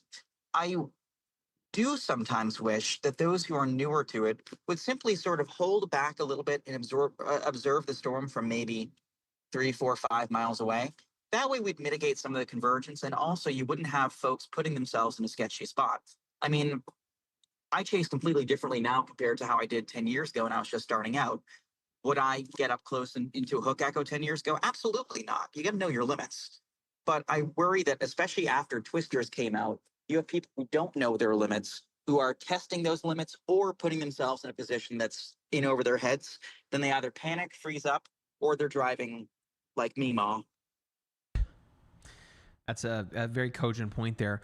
Capucci, a question here from John. Is the cold front going to ruin the storms by Omaha? So, John, if you're still watching, what do you necessarily mean by ruin? Do you mean break down their structure? Do you mean limit the severe potential? Let me know in the chat what you mean by that, and we will try to answer that question. Capucci, another question here, and it's apt considering that you are out there storm chasing. For someone that is looking to get into it and doesn't have a lot of experience, how do you recommend that they get started?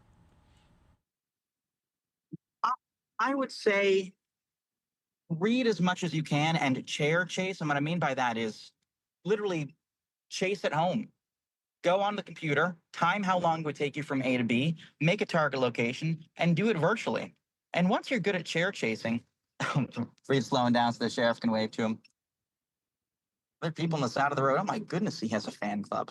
There's a great video game called Outbreak, OUTBRK, Outbreak. It is a storm chasing video game, but it's almost less of a video game and more of a simulation and science tool where you can actually put historical events into it and then chase it to see how you would do on those particular days. A lot of science went into that game. So shout out to Mark and the Outbreak team. That's what I would recommend that you do.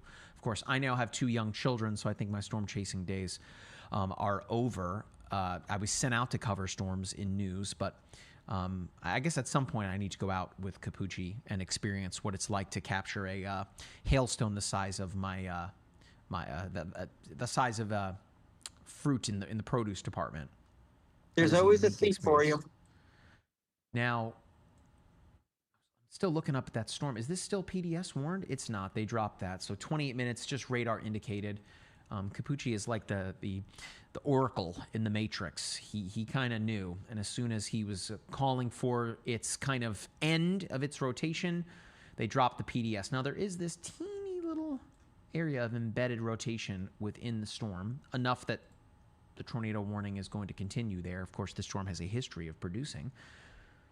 And of course, just as I say that, the latest scan and poof, it's gone. Yeah, I think at this point, because it's been undercut by the cold front, I think we're most likely just to see hail about 2 inches or greater for the next hour or two with this storm. I think the next one to watch is the cell down by like Sutton or Superior, some of those ones that are closer to I-80. So I'm going to go down I-80 and just try to work east and see what I can see. How many miles, Capucci? I mean, have you kept track of how many miles you've put in on your car here over the past couple days?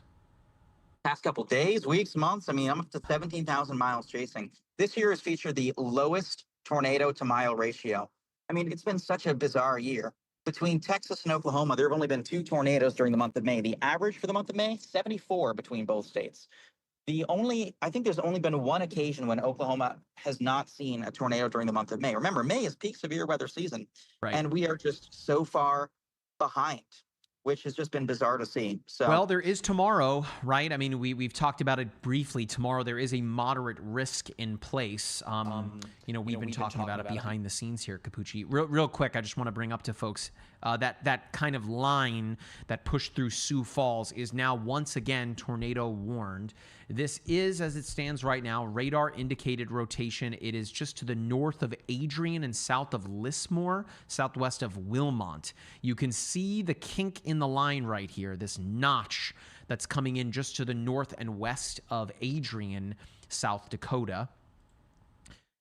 I mean, I'm not seeing anything that leads me to believe that a storm is going to, or a tornado is going to form here imminently, but it's that kink in the line that I think is getting the concern of the National Weather Service, folks. This is just one big bowing line here. So the wind's rushing out ahead of this storm, or I guess I should draw those arrows kind of more this way from the southwest. So that is a new tornado warned storm for us to watch there. Capucci. yes, and then I'm going to go. Okay, sure. So the one in Colorado, gone. The one for you in Nebraska, gone. Speak briefly about tomorrow. Tomorrow, a moderate risk day. I'll pull up the graphic from the SPC. What are your thoughts on tomorrow? So tomorrow's another day that, like today, has a high-end parameter space, but a crashing cold front. So remember how we talked about moments ago, this supercell that I was just on had a very short window to produce a tornado because the cold front was coming in rather quickly to sort of undercut it and spell the end of severe weather. Tomorrow has a slightly longer window, but a similar failure mode. By failure mode, I mean, once again, something could prevent it from reaching the full potential. That's why I think the greater risk of severe weather and potentially impactful tornadoes tomorrow will be in the southern areas. For example, Wichita up towards Topeka, Emporia, Andover, maybe even west of Kansas City towards like Manhattan, Kansas. The Turnpike will be the area that I'm really keying in on in Kansas, and maybe even down to extreme northern Oklahoma along just northwest of I-35 from like Woodward to Enid, and maybe even up towards, well, I mean, like we said, the Wichita Blackwell corridor. And I think the reason for that is because you get a little bit more of a glancing blow from the upper level forcing. The upper level forcing is the trigger. So a slightly weaker trigger would entail a slightly less oomph, and therefore you might have fewer storms down there, at least initially. Fewer storms means less competition and the greater potential for some of those storms to be rotating supercells. The other thing, too, is especially if we can keep supercells by themselves around 5, 6, 7 p.m., that's around the time of evening when the low-level jet stream ramps up. And as that ramps up, then we really start to see an addition of some intense wind energy about a mile above the ground. There is a man on a side road, in the middle of the side road, with a baby in hand taking pictures. I don't even know what he's taking pictures of. In any case, I will say that tomorrow's threat definitely does concern me a good deal.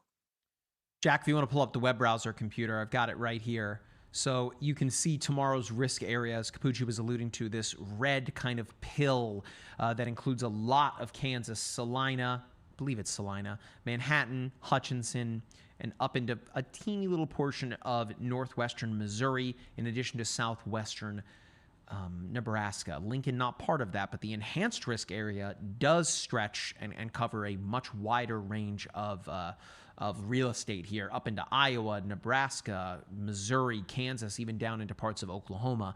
That includes Kansas City, Topeka, Wichita, Great Bend, Omaha, Lincoln, Des Moines, Cedar Rapids, Ames, Waterloo. So a lot of real estate tomorrow, a lot of folks under the gun there for severe weather. That's tomorrow. And then, mind you, we do it all again on Tuesday. Here's day 3. You can see this day 3 risk area stretches all the way up into parts of New England and all the way down into Texas. So that'll largely be that front that's just diving south and west from leftovers of tomorrow. But lo and behold, Capucci, we are maybe almost coming up on halfway through the tornado watch area here that is in effect from parts of South Dakota southward into Kansas. And it looks like we are really losing a lot of our spin. Things are going fairly linear right now. It is just the 2 tornado-warned storms, one to the east of Sioux Falls, and now this one here back in Nebraska. It's the storm that you are on, Capucci, here in Fullerton. Looks like they continue that tornado warning the next 22 minutes. Radar indicated rotation. I think Capucci might have left the call. So it is just us here, folks. Okay, he did leave. That's what I thought. So he's diving south. But it's just this storm as it is right now.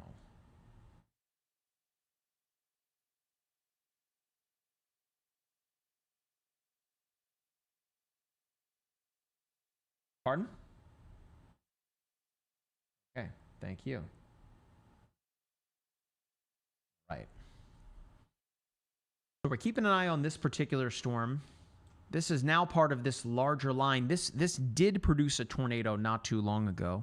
How does Omaha, Nebraska look for later? That's what folks are asking. So Omaha, you are under a tornado watch. Those yellow boxes there. Here, I'll fill them in for you so you can see.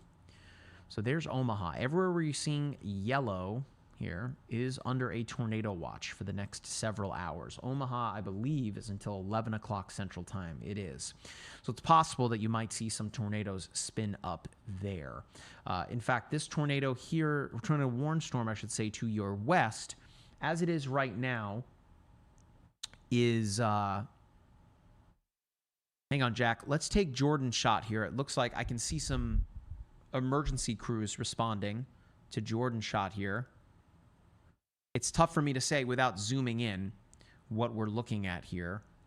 But I think I see an outbuilding there on the right that looks to be destroyed, Jack. It's hard for me to see up on the monitor. Yeah.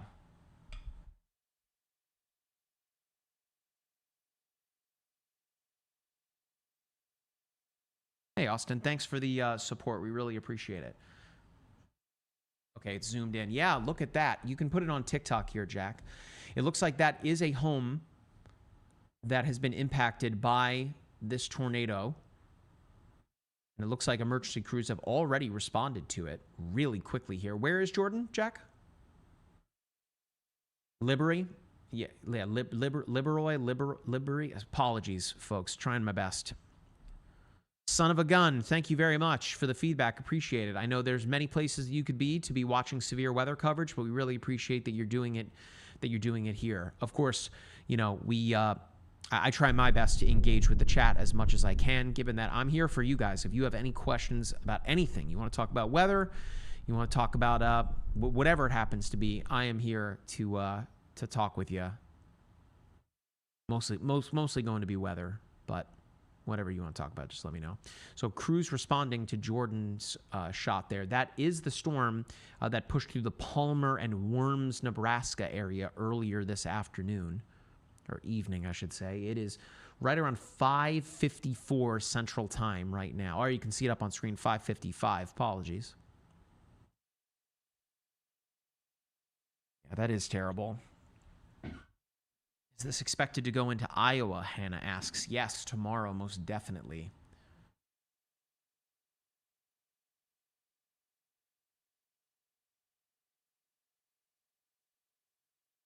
Right, and Jack just tells me in my ear that we are live on Instagram for the first time. So hello for the folks that are joining us through the magic of Instagram. My name is meteorologist Mike Linden. I am joining you live through the power of the internet from our studio here in Orlando, Florida. Of course, we are streaming live across all of the MyRadar social media platforms, in addition to the MyRadar app. Of course, you can see it on my shirt. If I get out of the way of the mic, right there, boom. MyRadar, you can download the app for free. It is available on iOS, Android, Windows, Mac. Just search MyRadar, all one word, M-Y, radar. All one word, and you can download for free. Of course, now is a great time as well to, if you don't have the premium features, to activate your free trial. We change it all the time, but I believe that it's for 7 days that you get access to the premium features. So what better time than right now, ahead of what looks to be a very active next couple of hours, severe weather-wise, through the plains, and then particularly into tomorrow, to have those premium features activated. You go into the settings menu, and then it's right there, premium subscription. We have a yearly and a monthly plan. Again, if you sign up for the yearly, I believe that the premium feature free trial is for 7 days now. It was once 3 days, but I believe that it's for 7 days, unless a developer kind of yells at me here on Slack that I've got it wrong. I use the paid version. Hey, man, thank you very much. We really appreciate it. You know, of course, there's a lot of weather apps out there that are quite expensive, no shots at any of those other apps out there. But I, of course, am more partial to our app. Still looking at Jordan's shot here on TikTok. Jack, I guess if on TikTok you want to take the radar back, cool. So let me know if anything changes there on Jordan. It's kind of tough to see. I know Capucci is diving south. This is him right here, I believe, right? Yeah. So this is Matthew Capucci driving south on south toward Aurora. He's going toward these storms here, which, you know, not too long ago were a lot more discreet. Man, you can see the outflow from the advancing front right there. That is so cool on the radar. That's what that line is. We see it all the time here in Florida, where you can see the sea breeze coming in, and then it collides with an advancing front, and you just see storms just totally blowing up. It's really neat to see on radar. So Capucci's diving south. We're still on this particular storm that remains. Yeah, let's do it. I can't show it on TikTok, but let's take it full. So there's the Dominator. What's up, Reed Timmer?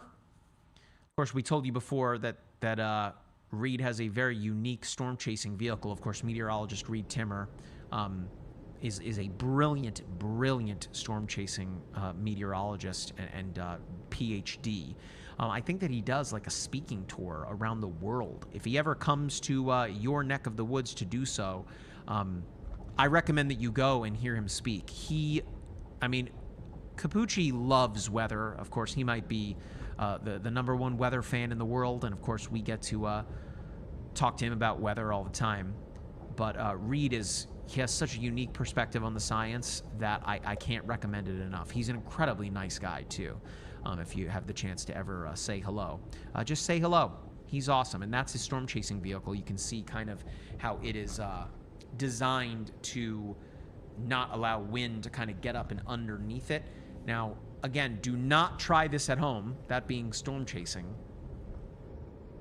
But Reed's wild. I mean, I've seen some of his videos where he is in, the circulation. It is nuts. And of course, he fires through a potato gun, if you guys know what that is, or maybe I shouldn't say that word on TikTok. One of those potato launchers.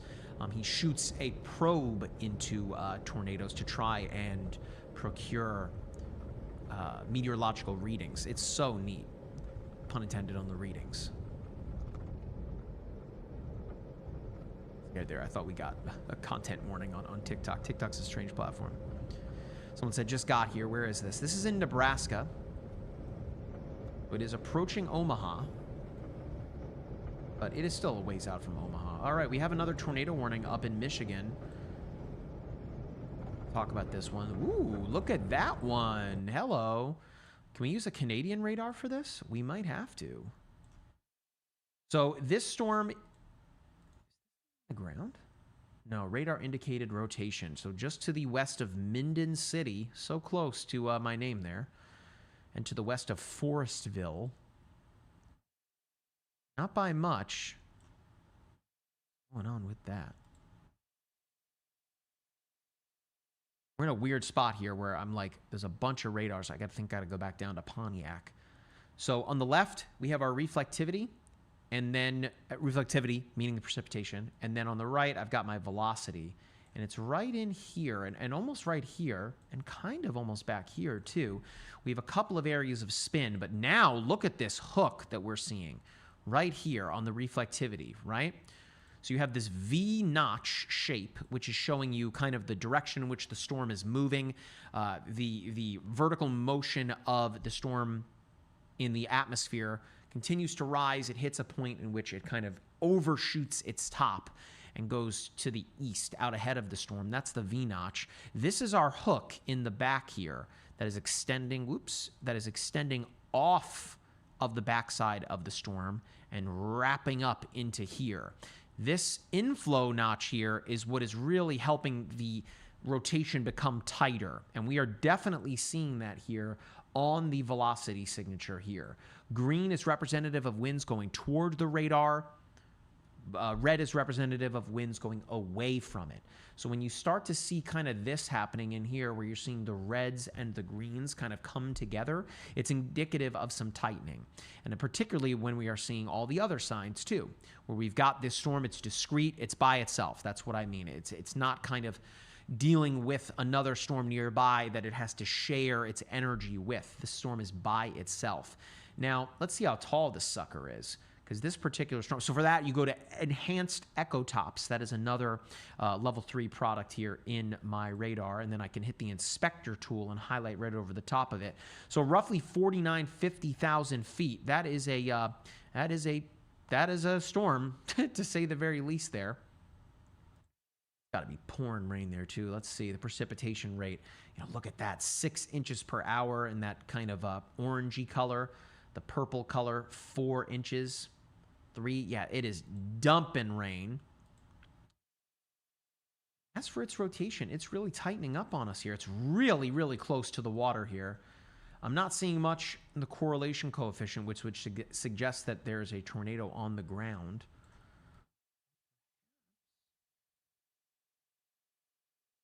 We're really trying to get there. This thing is really trying to get there.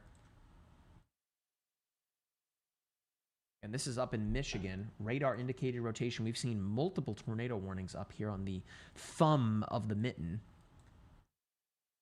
Let's head back down to Nebraska. So we've lost that tornado warning there. We still have this one up here in Sioux Falls that is part of that kind of kink in the line spin north and west of Rushmore and south of Wilmot. Some very rural communities. This airport here, out ahead of it, just to the north of Interstate 90 there. But I want to go back to Michigan. This is kind of our only tornado warning in town right now. And this is our most pronounced hook echo too. So let's stay right here. It's very possible that before this thing reaches the water, that it could put down a very brief tornado. We shall see. It's not too far away from the water line there. So let's stay right here and see what we can get out of this thing.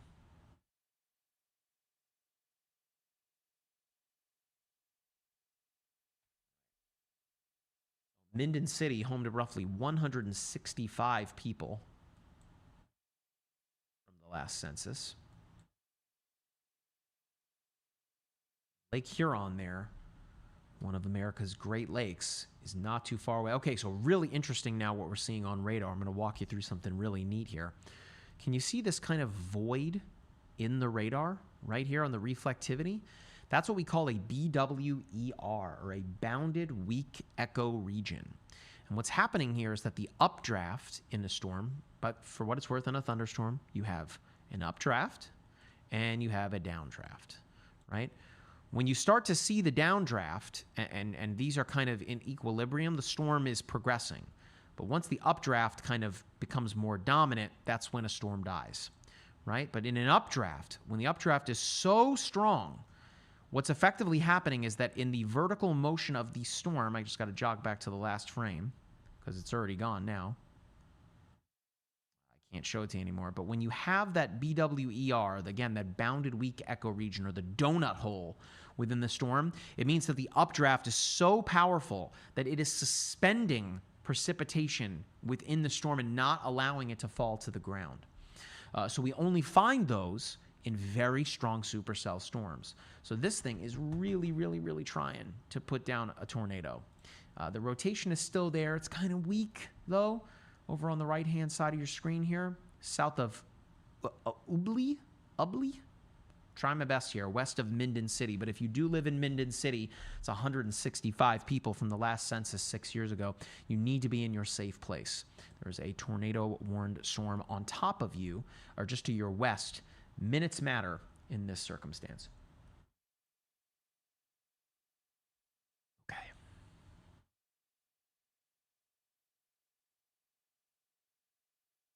Jack, I just saw your message about Instagram here. So I have to, you said I have to go in here. I have to activate the, oh yeah, I do see we're live. That is so cool. Jim Cantori joined our live. What's up, Jim?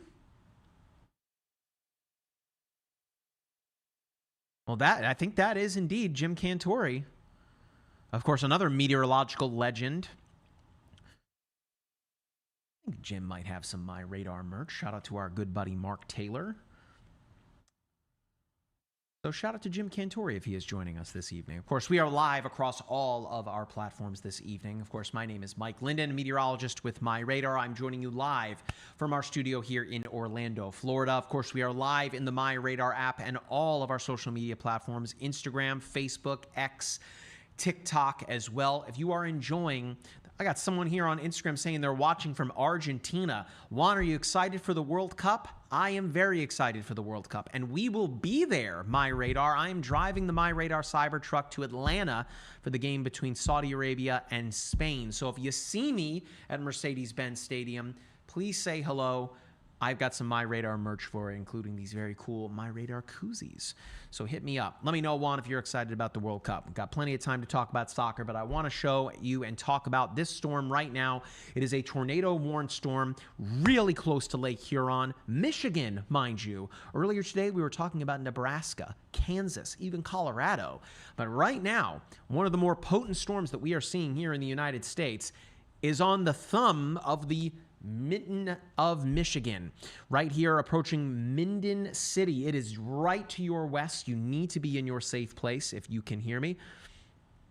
So here we go. Shout out to Jim who's watching on Instagram. The thumb of Michigan is my hometown land. I'm from Elkton, Michigan originally. I have family up there. Hey, man, thank you for watching, Jim. It's the first time we've gone live on Instagram. So, hey, thank you so much for joining us. Again, we are live on TikTok, Facebook, X, in the MyRadar app as well. And I'd be remiss to say if you don't have the MyRadar app, you got to download it. It's totally free to do so. Search MyRadar, all one word, on the App Store or on Google Play or wherever you happen to find your mobile apps, and you will find us there. It's totally free to download. And hey, what better time to activate your free trial of the premium features by going into the settings menu. Looks like the little gear on the toolbar there. And right toward the top, you'll see premium subscription. You can activate a free 7-day trial to use the dual pane radar as you see me using here, in addition to all of the other goodies that you get. But again, the app to download is completely free to do so. All right. Awesome. So Mama here, Mama BKE, looks like it lost its hook. Yes, that is a great point here. Now, it looked really menacing back here, right? Really, really menacing down here when we had this inflow notch as the storm was really trying its best to tighten up. That was roughly 10 minutes ago. But, you know, time comes for us all. As I'm reminded, too, of pictures from like 10 years ago in my youth. But here, yeah, this storm is really losing its oomph. I need you to understand that it's not going to enjoy being over water. Of course, that water is still warm. In fact, let's see how warm it is. Let's turn on the temperatures layer in the app. So it's 55 degrees in the air there, but in the water, see 38 degrees out over Lake Huron. So a lot colder there. So it is not going to enjoy being over that water there. So it is really losing its oomph here really, really quickly. Right? Fisher Noah says, do tornadoes work differently when they're on water? Well, of course, you'd have a water spout in that sense, but do they work differently? Not necessarily. I mean, some of the most textbook hook echoes I've ever seen occurred. We were live streaming. Was it? I think, Jack, it was during hurricane season. I don't remember what storm it was, but there was a hook echo off the coast of Miami, and it was picture perfect. And we're talking like a big tornado just right over the water, right? So no, I mean the characteristics of the supercell are going to be the same. They like behave a little bit differently over the water than over land, but it really depends on the temperature of the water as well. Of course, you know, they're different, right? Tornadoes and hurricanes, but hurricanes would much prefer to be over warmer water. That is the engine for which it derives its strength from. Okay, let's go back here over the Midwest. What do we see? So or I should say the plains, apologies. So let's go to Sioux Falls, South Dakota again. This is the tornado warning that just will not quit north and west of Worthington here. Now, this is part of a larger line where earlier this evening, this storm was more discrete or singular in nature, kind of by itself. JJ asking about Sioux Falls. You're getting it right now, buddy. So now what you're seeing from this line is exactly that. It is a line. It is very linear in its nature. And how wouldn't you know it, they just added another, that being the National Weather Service, they just added another tornado warning on top of the pre-existing one. This one, it goes for the next 46 minutes. So that means it is set to expire at 7 p.m. Central Time. It's just radar indicated as it stands right now. But my guess as to why they're doing that is right here, just to the south and west of Worthington. It's this kink in the line here where, you know, this line's moving so fast that I don't know if you're going to get anything here. Of course, at this point in the evening, it's still 6 o'clock Central Time. So we're still, you know, not necessarily dealing with sunset here. Or sorry, not dealing with a full-on nocturnal event. But let me turn on the winds here.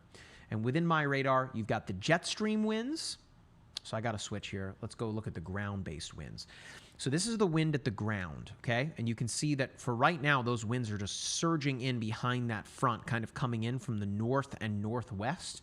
But if we look at the jet stream winds, this is the air upstairs. We have got this really powerful jet stream. And look at its tilt here. You know? Now, it's interesting. You can see the a low kind of rotating here over Canada. And then we have this one here on the western side of the Rocky Mountains here. But all of that energy kind of dipping south of Los Angeles and then ejecting out here. Meanwhile, you're getting all this warm air coming in from the Gulf that's just feeding this super buoyant environment. But this particular, what this is showing you here is that the lower level jet, the low-level jet, the LLJ, as you might see it on social media sometimes, is still, it's not necessarily all there, but it is starting to ramp up a little bit as we start to see some cooling happening. And it's those faster winds that could cause those more rapid spin-ups within that line to emerge. Let me turn off the winds. It's pretty strong here. Cool. All right, so let's go back to Sioux Falls, where, again, we are seeing those kinks in the line. Let me grab the map tool here. You can see it right here, kind of over Worthington. Of course, you know, this whole line is just littered with, right here, is just littered with severe thunderstorms. But the red boxes there, those are tornado-warned storms.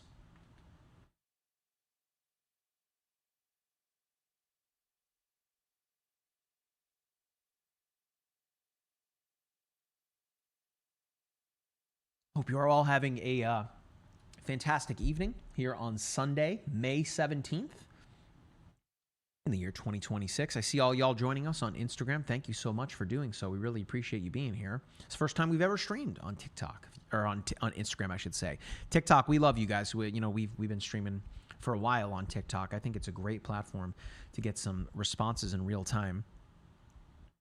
Let me know if you guys have any questions for me.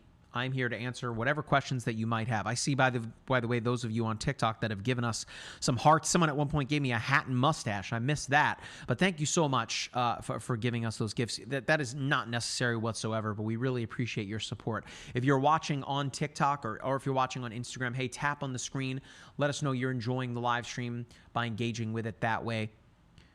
And, of course, share the live stream, too. That would be really helpful as well. Not to mention, I haven't asked for it even once. We'd really appreciate it if you were to help us reach 150,000 followers on TikTok. I think it's above my head somewhere. Following us is totally free. We'd really, really appreciate it. That way, you know, whenever we drop a new TikTok or whenever we go live, we have storm chasing footage, explainers, you know, cool weather video, and, of course, the opportunity to do a little live streaming, too. So we really appreciate those of you that are taking the time to join us here this evening, that are now following us. We got Leighton, Leanna, Tate, Jonah. Thank you so much for your support. We really, really appreciate it. Again, help us reach 150,000. We're already at 125. That is so nuts. Jack, I was going to say, let's wait until maybe we have another tornado warning, and then, yeah, let's do it, especially since we are You know, we could just do it now, Jack, if you want. Just let me know when you send it out, and then I will kind of re-rack it to the top. Yeah, sure. Let's do it.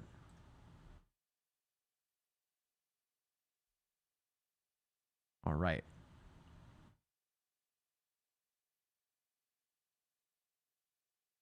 About to do something really neat. Okay.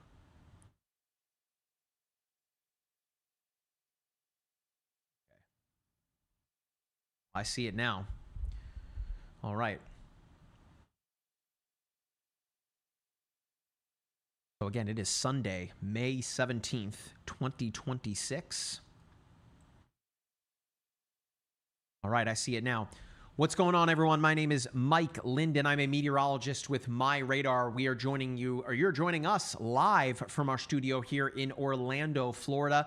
We are tracking severe weather across the Midwestern United States and the Central Plains. It has already been an active evening with a confirmed PDS tornado warned storm down on the ground in parts of Nebraska. We've had tornado warnings in Michigan. So far this evening, it is a wide stretch of severe weather, and we are so glad that you are taking the time to join us this evening. Let's take a wide look at what we're dealing with right now. Of course, if you are joining us in the MyRadar app, we really appreciate it. Thank you so much for engaging with our push notification. Let me show you the outlook from the SPC. Of course, in the MyRadar app, you can toggle this on in the layers menu. It looks like the stack of cards. And this orange color here, that is an enhanced risk from the Storm Prediction Center, a level 3 out of 5 from the SPC. And what this means is that we are dealing with severe weather today, some of which could produce some intense storms capable of producing tornadoes. We've already seen that today. Tomorrow, there is a moderate risk in place. We'll talk more about that later. But as it stands right now, let me turn the outlooks off, go into weather alerts. We're going to turn this on. The yellow boxes here, these are tornado watches, and these are in effect for the next several hours for parts of the Midwest. So, if you live here in Nebraska, this does include Omaha, Nebraska, southwest Iowa, north central and northeast Kansas. This is in effect until 11 o'clock local time. You can see this tornado warning, or tornado watch, I should say, for parts of Iowa, southern Minnesota, and South Dakota. This is in effect until let me see here. They extended, this is a new one. This is an extension until 1 a.m. And that would, of course, be Monday, 1 o'clock in the morning. And again, that means that for the next 6 hours and 40 minutes, you need to be weather aware. We have not seen a ton of tornado warnings so far this evening, as storms have gone somewhat linear right now. In order for a storm to really put down a big monster tornado, more often than not, it needs to be alone. And we call that in meteorology discrete. A storm is by itself. And when you have those discrete thunderstorms, there's nothing around it to necessarily leach its energy. When a storm is by itself, that is when it's at its most dangerous.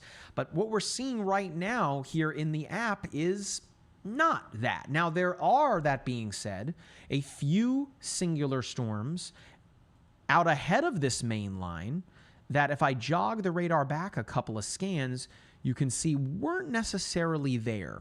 Now, they're not even severe warned as it is right now, but it's certainly something I just want to point out to you. Now, if I take a wider view here, looking all the way down into Kansas, we've got severe thunderstorms. Earlier today, oh, there we go. Michigan is back. Let's jump back over here because this storm is refusing, just totally refusing to give up. Now, this storm, we talked about this risk in Matthew Capucci's push video that went out earlier today. So for those of you that are joining us from Michigan, you knew that this was possible if you watched his video. Now, we're in an area here where I've got the Pontiac, Michigan radar, and then I've got this one out here in Canada. Let's see if that one will give us a decent look at it. Now, this storm earlier today did have a really potent hook echo. Let me see if I can show you that scan from about 30 minutes ago here. Let's see. Yeah, look at this. This is Michigan, right? Right there. You had the inflow notch right here. You had the V you had the V notch, the inflow. There's our BWER, the bounded weak echo region, that little donut hole. It's kind of a void in the radar reflectivity, which means that the updraft of the storm was so strong that it was suspending rain mid-air within that particular storm. So this is the little storm that could up here in the mitten of Michigan, and it is, I mean, at this point, a few miles away from heading out to I don't want to say out to sea, but out to the lake, Lake Huron, that is. But if you do live in Minden City or Forestville, you need to be prepared to act. Of course, this is just radar indicated rotation as it stands right now. It's broadening out a little bit. Only 6 minutes to go on this tornado warned storm. This is pretty much all that we are seeing right now in terms of active tornado warnings. If I take a look at the United States, it's that one and then the one east of Sioux Falls. I see folks in TikTok here that are saying that the sirens were going off. Hey, dog, I got to mute you here. Don't be spamming the chat. Please don't do that. All right, so this particular storm, again, this is part of that kink in the line, as we've talked about, right here near Worthington, southwest of Brewster. Now, this line is the opposite of what is going on in Michigan, right? The storm up in Michigan is singular, it's discrete, it's by itself. This is considerably more linear in nature. And what we would call this in the meteorological world is a QLCS, a quasi-linear convective system. Effectively, it's a big fancy word for a line of wind, right? Straight line winds in this instance, as this storm would just be crushing in to where you live. Now, it looks like we have a new tornado warning. Yep, down here. So this is new. This is in Nebraska, where all of our storm chasers are kind of converging. So let's see where it is. Again, it's another kind of kink in the line. Now, interestingly enough, kind of what I showed you earlier in Michigan, it's these storms that are out ahead of the main line that could be something worth watching, that are more discreet. But all told, it's part of kind of this main line here. Let's read the tornado warning and see what we have here. So the National Weather Service has issued this tornado warning for the next 50 minutes for northwestern Colfax County in Nebraska, Platte County, and Stanton counties. That is until 7:15 local time. And is, again, because of this tornado, because of the rotation within this line, in addition to golf ball-sized hail. Now, meteorologist Matthew Capucci, I know he was driving toward it. Where is he? Now, of course, you can look at, he's way down here, so he's targeting the southern area, which makes a lot of sense. It's warmer down there.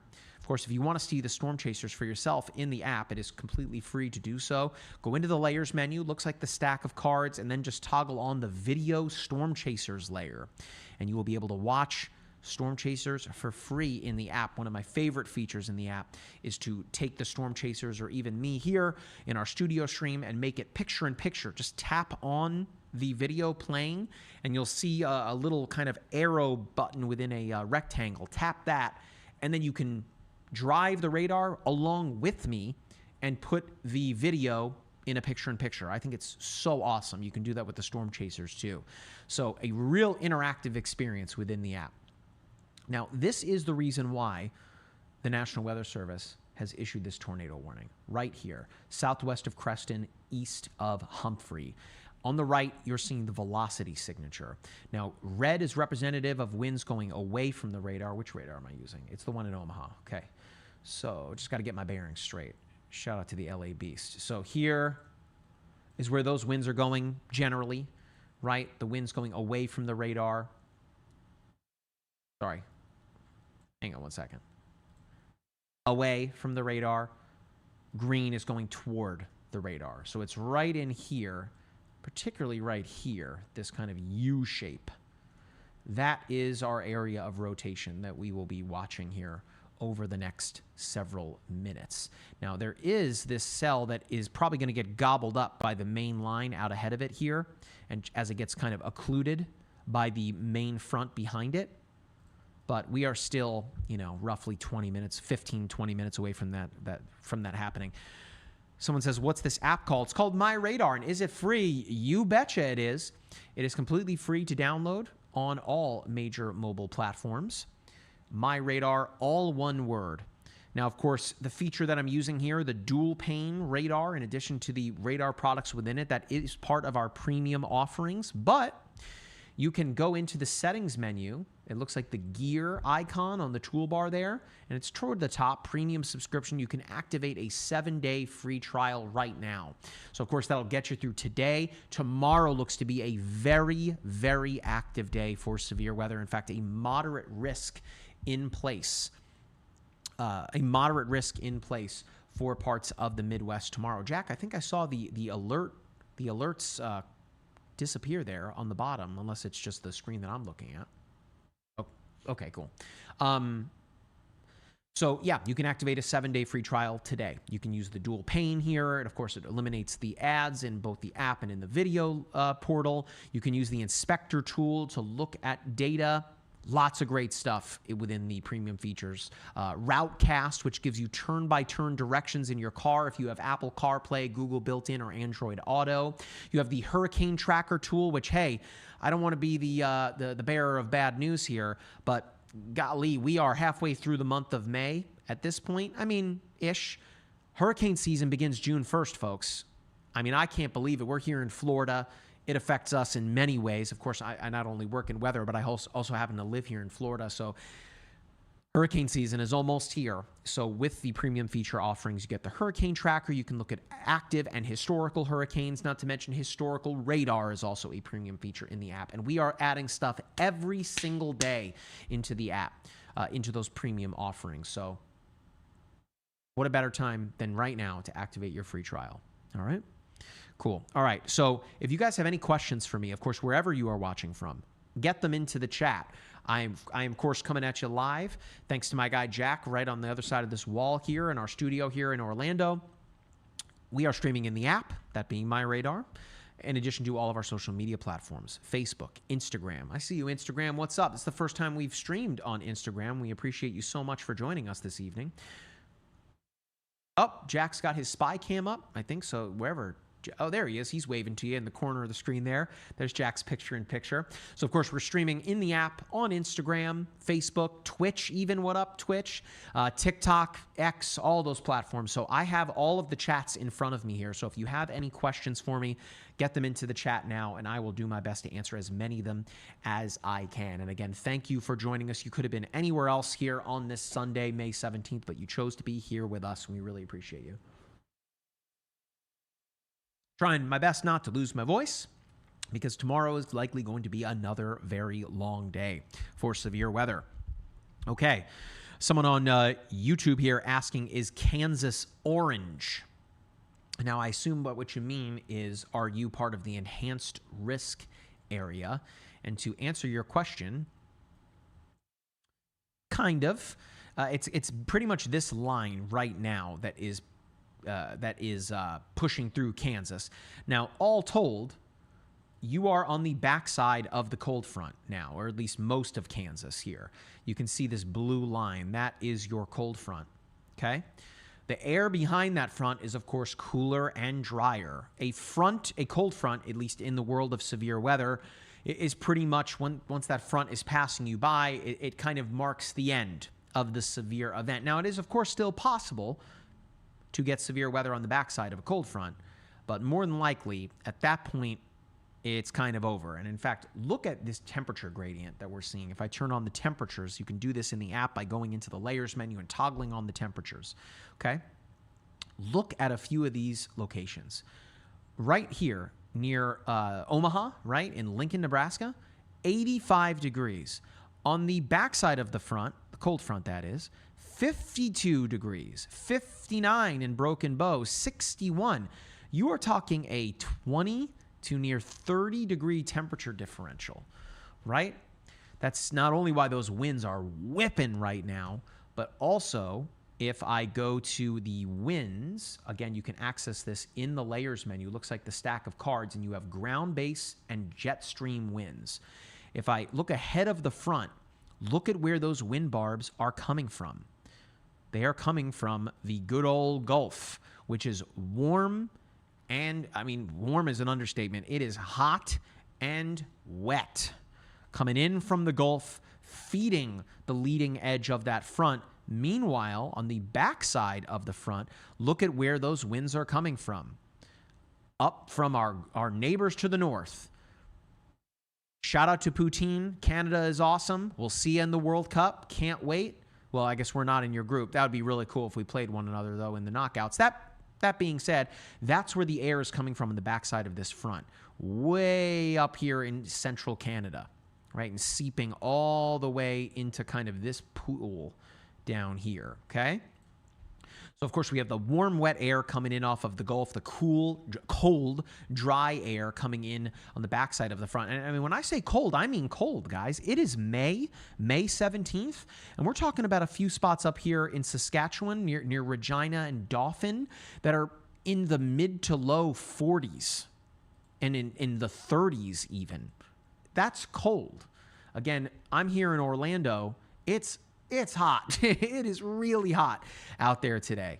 And that's because we're kind of getting pinched in by all of this hot air coming in off of the Gulf. This warm sector, though, is really, really impressive. I've got to turn off the winds here just for a moment, just so I can show you. And this is what is feeding. This is what is feeding the severe weather risk today and tomorrow. I mean, look at some of these temperatures here. 99 in the panhandle of Texas, 85 in Kentucky, 86 in western Tennessee. In northern Missouri, 84 degrees. And then again, we talked about how cold it is behind that front. You got a 48 here, a 43 in North Dakota. That is a massive, massive temperature differential, 45, if not 50 degrees of difference there. And that is what, again, just look at the size of this warm sector here, right? Our bullseye for tomorrow, by the way, is right here for severe weather. I mean, that's a little vague. It's kind of right here. Manhattan, Kansas, up into Des Moines, up into Iowa, I should say, and northwestern Missouri. A moderate risk area for tomorrow. Jack, hang on, I'll pull the graphic up so y'all can see it. Hang on. Here we go. Jack, if you want to take the web browser computer here. So this is tomorrow's risk. We are adding into the MyRadar app very soon the ability to look at day 2, day 3, and beyond. But this is the moderate risk area for tomorrow. Of course, the SPC has 5 levels. You can see it down here in the bottom right-hand corner of the computer. So general thunderstorms are like this minty kind of color. Marginal risk is this dark green. Slight risk is yellow. Enhanced risk, that's what we're dealing with today, is orange. And then moderate, which is this red color. Now, it is a small risk area, but I think tomorrow, what moderate risk effectively means is you could see some pretty monster storms developing here. I think that there's the potential for some very powerful tornadoes to develop here tomorrow. So if you live in Manhattan, Kansas, of course, that's the home of Kansas State University, Salina, Hutchinson, and then up into parts of northwestern Missouri and southeastern Nebraska, you need to be weather aware. Wherever you are watching this live stream from, if you know people that live in this part of the world, you need to just shoot them a quick text. How much time does it take out of your day right now to send them a quick text? Hey, you know about tomorrow's weather? That's all it takes, right? Tell them to download the MyRadar app, because what we will do tomorrow, and make sure your notifications are turned on, what we do anytime there's severe significant weather where you live, we generate a forecast video and we send a push alert within a geo-fenced or an area that we can draw on a map and say, hey, everyone within this region, send them a push alert. And so that way you get that very vital information right to your pocket. There is no waiting. As soon as the video is ready to rock, we send it your way. So if you want to know what the weather is going to do tomorrow in this part of the world, make sure you download the app and turn those notifications on, okay? That's tomorrow. Jack, let's jump back to the radar computer here where we have another tornado warning. This is kind of doubling up here on our storm in Nebraska. Let me turn the temperatures off, and we're going to turn the fronts off here. So this is to the northwest of Omaha, Nebraska. So I don't think that it is going to affect Omaha proper, but you can see here right along the leading edge of it near Lee, there's a lot of kind of embedded rotation, really shallow though. This particular storm, how big is this line here? Tall, I should say. We'll go to the enhanced echo tops, which is showing us, of course, The higher up you go in a storm, it gets colder. Just look at a mountain. What do you see typically on the top of the mountain?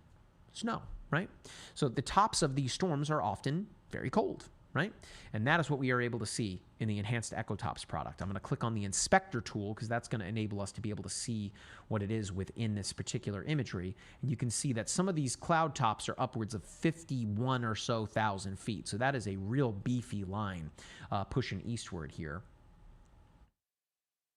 Now, these two tornado warnings, there is some more interesting rotation right here, south and west of Maple Creek. You can kind of see on the reflectivity too, might I add. There's that notch again, right? So it's those kinks in the line, the embedded spin, and there's some rotation back here, again, embedded within the main line. So that's likely why you are seeing those tornado warnings, in addition to this right here, south and east of Lehigh. If you live in Clarkson, you need to be prepared to act. You need to be in a safe place. Someone is asking about South Dakota. Here is our storm up in South Dakota. Same kind of deal, right? It's part of a main line of storms. No power here. Hey, what a great... I mean, I'm sorry to hear that. But in the MyRadar app, if you scroll to the bottom of the layers menu, we have the power outages tool. This is completely free to use. Toggle that on, and it will show all of the active power outages in the area.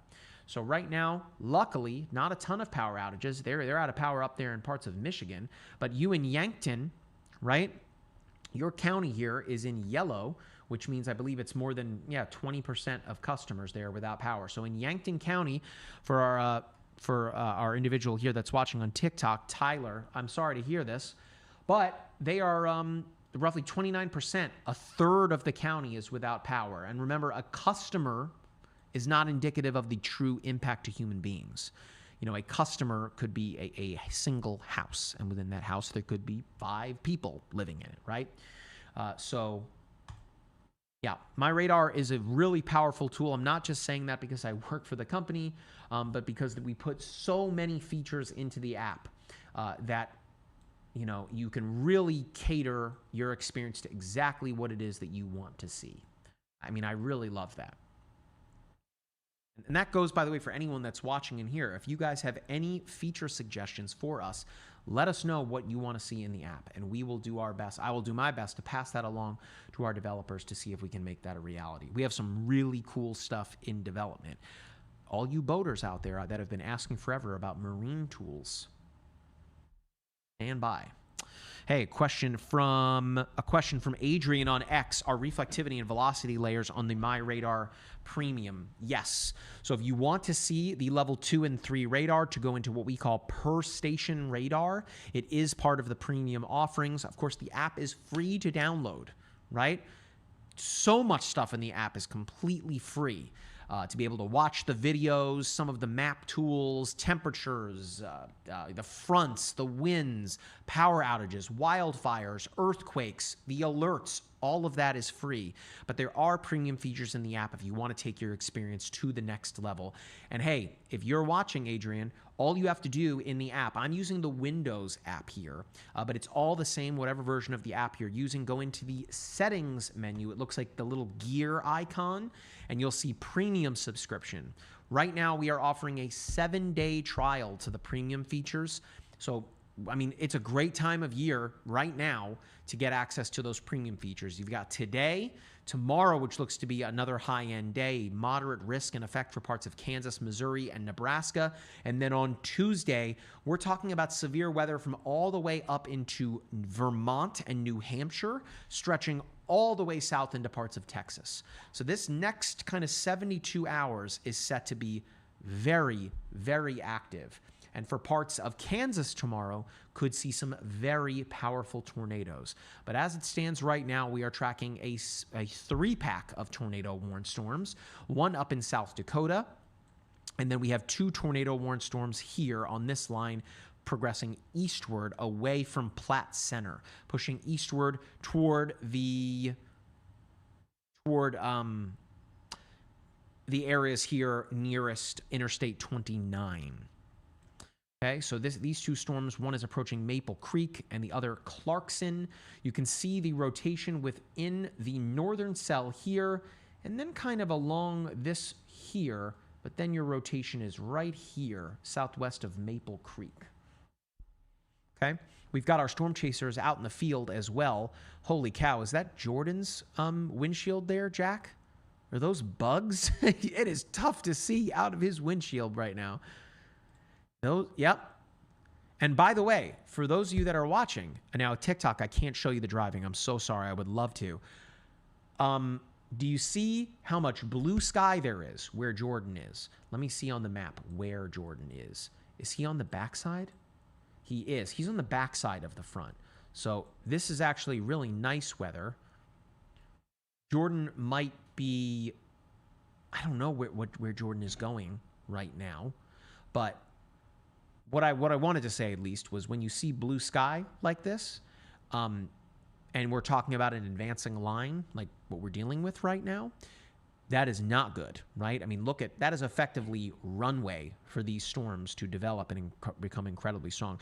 Ya boy, where can you see the drivers? I can't show it to you on TikTok, given that the last thing we want to do is get a content violation because TikTok's AI moderation, for whatever reason, thinks that we are literally holding a phone and driving at the same time, despite me being literally seated here in a studio in Orlando. So if you want to see the storm chasers, of course, you can watch them in the MyRadar app. Go into the layers menu, looks like the stack of cards, and then click on the video storm chasers layer and toggle them on. It is free to do so, my friend. So check them out there. Okay. Let's take Matthew Capucci's shot there, Jack, because I believe that Capucci is approaching our tornado-warned storm as it is right now. This is, hang on a second, is this a new tornado warning? It is. Okay, so we have a new tornado warning. This one is for Hebron, Nebraska. This is for the next 45 minutes, radar indicated rotation. Now, this is perhaps our most potent rotation signature that we have seen here over the past hour or so. You can see on the right-hand side of the radar, I have the velocity product. And again, the radar site that I'm using right now is south of Hastings, okay? So green in this instance is showing wind going toward the radar. Red is showing you wind going away from it. So when you start to see in the color palette, the little blue starting to show up there, we are seeing tightening, right? We are absolutely seeing some tightening. This little box here, north of Strang, that is meteorologist Matthew Capucci, and that is the shot that you're seeing right now, depending on where you are watching from. For those of you that are joining us in the MyRadar app or anywhere else other than TikTok, you are seeing this shot right here. I mean, it's not a ton to look at, being that this particular tornado warning is wrapped up in rain, right? The rotation is kind of smack dab right in the center of the storm there. If you do live in Hebron, Gilead, or Alexandria, you need to be in a safe place right now. This rotation is tightening up here. It is very possible that we might see something get put down on the ground here. As it stands right now from the National Weather Service, this is just radar indicated. Someone's asking, where is this? This is in Nebraska, Hebron, Nebraska, right along Highway 81 and running perpendicular to the communities of Gilead, Fairbury, and Alexandria. Someone said, how do you see the velocity map? All I see is reflectivity. Spencer, if you are in the MyRadar app, you want to turn dual pane on. It is right next to the layers menu. It's a little different on Windows or if you're using it on an iPad or an Android, but it should be right there on the toolbar. It's the square that's kind of cut in half. Tap on dual pane, and that will enable you to put products on both sides. And it's not just level 2 and 3 radar products, mind you. You could put high-def radar, satellite, whatever it is that you want to do. Oh, you got it? Awesome. What's really neat, too, we haven't talked about this much this evening, but if you tap the dual pane one more time, you'll notice that the square kind of goes off kilter a little bit. That means that I can now independently move each one, right? So we can get a good look at this storm really wide here on the reflectivity, but then I can zoom in real tight on the velocity. Pretty neat, right? Now, it looks like, for what it's worth, I'm going to turn dual pane off here for a moment. It looks like, Jack, that this storm is heading right for an airport. here in Hebron. Let me get the name of that airport. Stand by one moment. Just me this evening, folks. Hebron, Nebraska, by the way, home to 1,400 people from the last census. So this is our most populated community that has been threatened by a tornado warning this evening. That is the Hebron Municipal Airport. The rotation right now is I mean, you're talking minutes away from downtown Hebron, the home of the world's largest covered porch swing. I mean, you learn something new every time you watch the MyRadar live stream. How about that? Okay, so it is approaching downtown Hebron right now. Let me pop dual pane back on. I'm going to have to pause it, oops, and bring it. There we go. And then I am going to use reflectivity. All right, this thing is wrapped up in rain, boy, but we are seeing that rotation. It is right on top of Hebron right now. I want to see if I am seeing anything on the correlation coefficient because, okay, we have a tornado on the ground, folks. You're wondering, how do I know that? Well, on the right-hand side, we have the correlation coefficient. Okay, and the correlation coefficient is a product that shows us objects that are being lofted vertically into the atmosphere. And when you are seeing this blue color here, smack dab in the middle of the red, it means that something is being thrown vertically into the atmosphere that does not belong there. So there is a tornado on the ground approaching the Hebron Municipal Airport right now. If you live in Hebron, you need to be in a safe place if you can hear my voice. That is a storm shelter, ideally a basement. After that, if you do not have a basement, you need to be in a central location in your home, putting as much of your home between you and the outside as possible. If you are in a room with windows, you are in the wrong room. Jack, if you want to take the radar up, I'm going to guess they made this thing PDS. There's now two. Yes, this is a tornado emergency. Tornado emergency for Hebron, Nebraska. A tornado emergency is resolved for the most intense tornado warnings possible. That means there is a large and extremely dangerous tornado on the ground. It is right here, right between Highway 136 and west of Highway 81. It is about to hit the Hebron Municipal Airport. This is a tornado emergency in effect for Hebron, Nebraska. If you can hear my voice, and you are watching this stream, excuse me, if you are watching this stream, please share it with people. If you know somebody that lives in this part of the world, it is imperative that they hear my voice and they act. Now is the time to act. This is a literal life or death situation. I mean, it literally says that in our of the airport. Again, I'm using the correlation coefficient product within MyRadar that is showing us objects that are being lofted vertically into the atmosphere. Again, I don't have a way of telling you what it is that is being lofted vertically, but I know that it is objects that do not belong there. I mean, this is probably a mile wide. I'm running into an issue right now with our drawing tool. I'm going to have to let I'm using an internal build here, but that is roughly a mile wide of a debris ball there, and that's what that is, debris that is being lofted by the tornado that is on the ground. Matthew Capucci is chasing that particular storm. It's going to be impossible to see. It's wrapped up in rain, but I don't know if he'll have the opportunity to be able to join me. But again, a tornado emergency in effect for Nebraska, for Hebron. The next radar scan is really going to show us a lot here, whether or not this is going to take a more northward turn and head straight for Hebron downtown. But as it stands right now, if you live nearest the airport, the Riverside Motel, Three Compadres, these are restaurants and local landmarks, you are in a tornado emergency. You need to be in a safe place. If you can hear my voice, it is imperative that you act. It is a literal life or death situation. I am not trying to come across as alarmist. A tornado emergency is literally the tippy top of the scale, right? It is a literal life or death situation. The decisions that you make right now could mean literally you living or dying. And I know that that sounds dramatic. I am not trying to be dramatic. I'm trying to be as frank as I possibly can. You need to be in a safe place. If you are in a mobile home, hear my voice when I say this to you. I got to get the names of these communities that are out ahead of it. Luckily, it looks like it's about to hit a very rural part of Nebraska. Once it moves eastward, the Oregon Trail historical marker is there. But once it moves east of Highway 81 here, It goes into a very rural part of Nebraska, but it's still very possible that there could be tiny little pockets of homes there. So it is imperative that if you live in a mobile home and you are out ahead of Hebron, you cannot stay there. I mean, you cannot stay there. A mobile home is one of the most unsafe places for you to be. I mean, a straight line wind gust can topple a mobile home over with you inside it and can cause anything you have on your walls or what have you to bonk you on the head, and that could be problematic, let alone a tornado emergency, a powerful tornado hitting you. So they've just extended the tornado warning here. You saw it just along just along with me. So they've extended the tornado emergency for the next 36 minutes.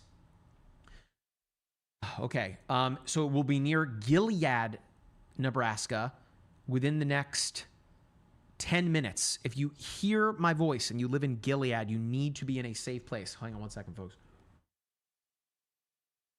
So tornado emergency continues for Nebraska. Gilead is downrange of this. The good news is, I'm trying to give you some good news here, is that look at the difference in the radar scan to where we are now. It's kind of losing a little bit of its oomph, right? It's not as pronounced here. That is likely because it has begun to kind of exit the what is the word I'm trying to say here? The jurisdiction, for lack of a better term, at least right now, outside of Hebron, and is kind of coming east of the community. I mean, it definitely went by the airport.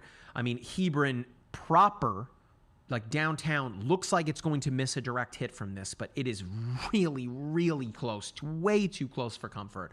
But now the threat extends to Gilead. If you live in Gilead, Nebraska, you have time now. You have roughly 10 to 15 minutes, and the decisions that you make now within these next 15 minutes could literally save your life. You need to be in a safe place. Again, that is a storm shelter, ideally. The basement would be even better. I don't have a basement here in Florida. We get tornadoes here in Florida. I had an EF2 tornado hit my wife's workplace while she was there. Thank you, Jack. I appreciate it. That's good to know. That being said, if you don't have a basement, that's okay. You need to be in the central location of your home, right? For me, it's underneath the stairs in my home. We have a 2-story home. So for me, it's underneath the stairs. It's a tight squeeze in there for my wife and I, our 2 kids, and our 2 dogs. But we make it work. That is the safe place in my home. Do you know where the safe place is in your home? If you don't know the answer to that question, you need to figure that out. Not only in this situation, but for the next time. It's not a matter of if. I mean, if you've lived here in Florida for long enough when we're talking hurricanes, it's not a matter of if, it's a matter of when. And the same thing applies to severe weather. It is not a matter of if, it is a matter of when severe weather comes knocking on your door. Okay? Okay, so we're going to continue to monitor this. I'm still seeing a very weak signature here on the CC, that being the correlation coefficient. Looks like the tornado might be beginning to lift a little bit here. Let's take Capucci's shot here momentarily, because I believe that he's out ahead of this, Jack, just so we can get a look at the storm. So you can see the RFD, or the rear flank downdraft of this storm, the cooler air kind of exhausting and wrapping around the storm on the bottom, like the horizon of the storm there. But on the left-hand side of the screen, he's in Franklin, Nebraska. On the left-hand side of the screen is likely where the tornado is. But as I told you, it is wrapped up in rain. Big lightning strike on the left side of your screen there. Okay, so Jack, keep that up on the corner. Let's go back to the radar. The good news is, again, looks like we have lost our CC, right? The correlation coefficient. It has... The storm went from, I mean, look at that, right? That blue dot, that's the tornado. Unquestionably, that is the tornado. That's the debris ball, okay? That was 6 minutes ago. New radar scan here at 7:55 Eastern Time. No more CC. That's really good, right? Now, it's still very possible for this storm to cycle, meaning it's kind of like a pogo stick. Right? The storm dropping down, lifting back up, dropping down, lifting back up. It's still very, very possible. You absolutely do not want to let your guard down. Again, this tornado emergency remains in place. Tornado moving at 25 miles per hour right now. Okay, so we'll stay here. I'm just going to zoom out, take a look at things. We've got the 2 tornado warned storms up in South Dakota as well. I'm just going to take a real quick look at things up there.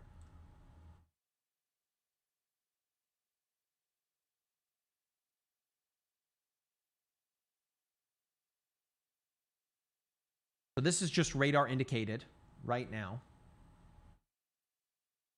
This is a radar indicated tornado for the tornado warning, sorry, for the next 46 minutes. If you live in Okabena, I'm so sorry, I'm trying my best. NOAA EF, Enhanced Fujita, that's not determined until a National Weather Service survey meteorology team can go out and determine damage. Okay, damage is really important. For me to give you just my guess of what it looks like would be kind of doing it a disservice. But what I will say is when you see a debris signature like what we just saw on a correlation coefficient product, a debris ball, that is indicative typically of high-end EF2, EF3 tornado in intensity, okay? For what it's worth. Okay, but this storm here for Okabena, and Lakefield, South Dakota, is just radar indicated as it stands right now, but you need to be prepared to act. We're going to go back to our tornado emergency. This is the most important. Okay. We're in a weird spot. I'm between Omaha, the Hastings radar. Stick with this one.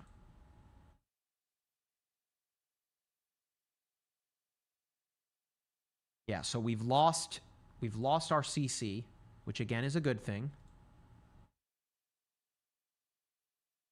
But we'll stay right here on this tornado emergency storm here, okay? Again, my name is meteorologist Mike Linden. Thank you so much for joining us. You're coming at you live from our studio here in Orlando, Florida. We've got storm chaser Jordan Hall out in the field, in addition to meteorologist Matthew Capucci out in the field storm chasing as well. Anytime that there's severe significant weather, we are here live streaming, whether it's in our studio or, of course, a chaser live stream as you've seen the past couple of days.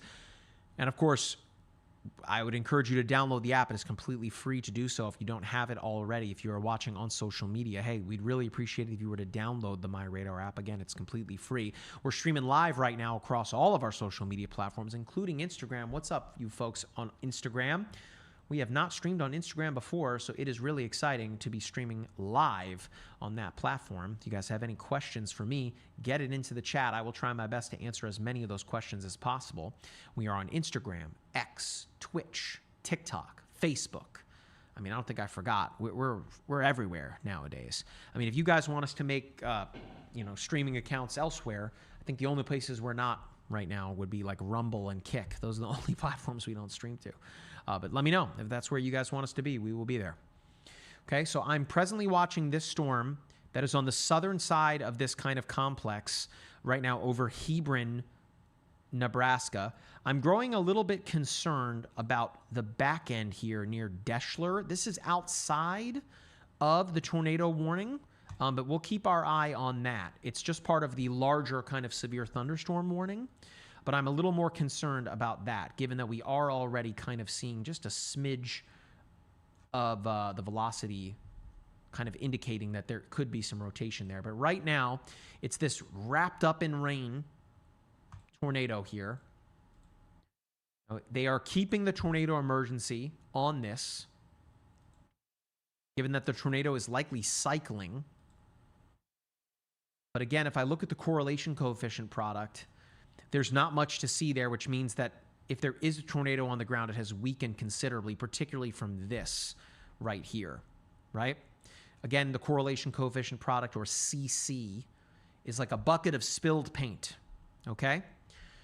When you're seeing within the red here, when you're seeing the blue or, God forbid, a dark black color, that is indicative of a very, very strong tornado on the ground, okay? Have a new scan in. Let's see. Yeah, so that's good. Okay, so they've lifted the tornado emergency. You saw that happen in real time. I mean, I've been saying this for the past, 10 minutes now, that we've lost the correlation I mean, it's literally demoing it to you, right? We lost the correlation coefficient signature. Again, the debris signature that was there, that is gone, which means that the tornado has likely lifted, okay? In fact, at this point, we're back to just regular radar indicated rotation, right? And that means I can lose the CC product. We'll go back to velocity. And that is what we are still seeing, embedded spin. Now, the spin is likely now up here, approaching Alexandria. Again, you folks in Gilead that got in your safe place, kudos to you. Love it.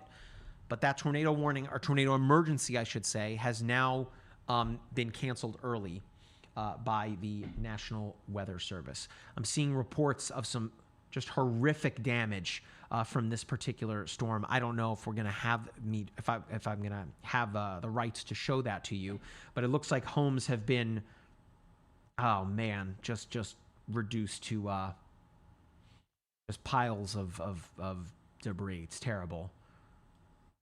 Oops, wrong tool. Okay.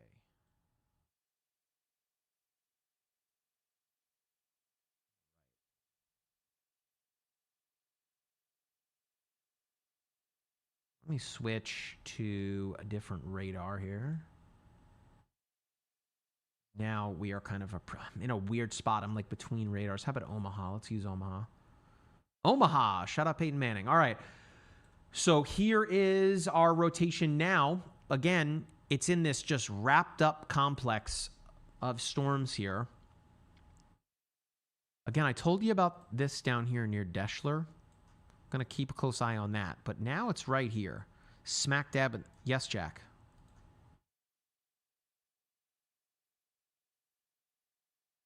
Yes, absolutely. He sent it to us where? Yeah, let's do it. Okay. It's damage footage? Okay.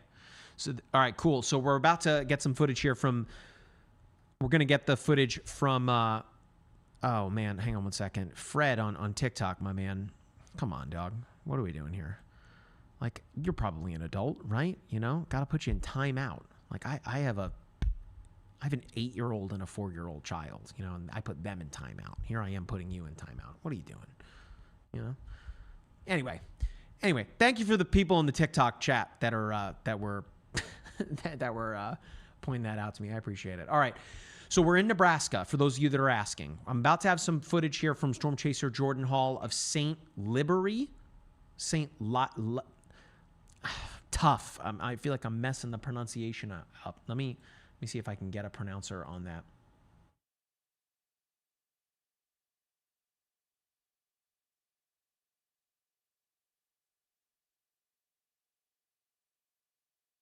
Lebury.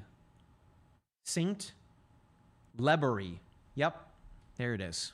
That is from the Nebraska Broadcasters Association. St. Lebury. Okay, so we're going to have that video here momentarily from Storm Chaser Jordan Hall. Jack behind the scenes is going to pull that up.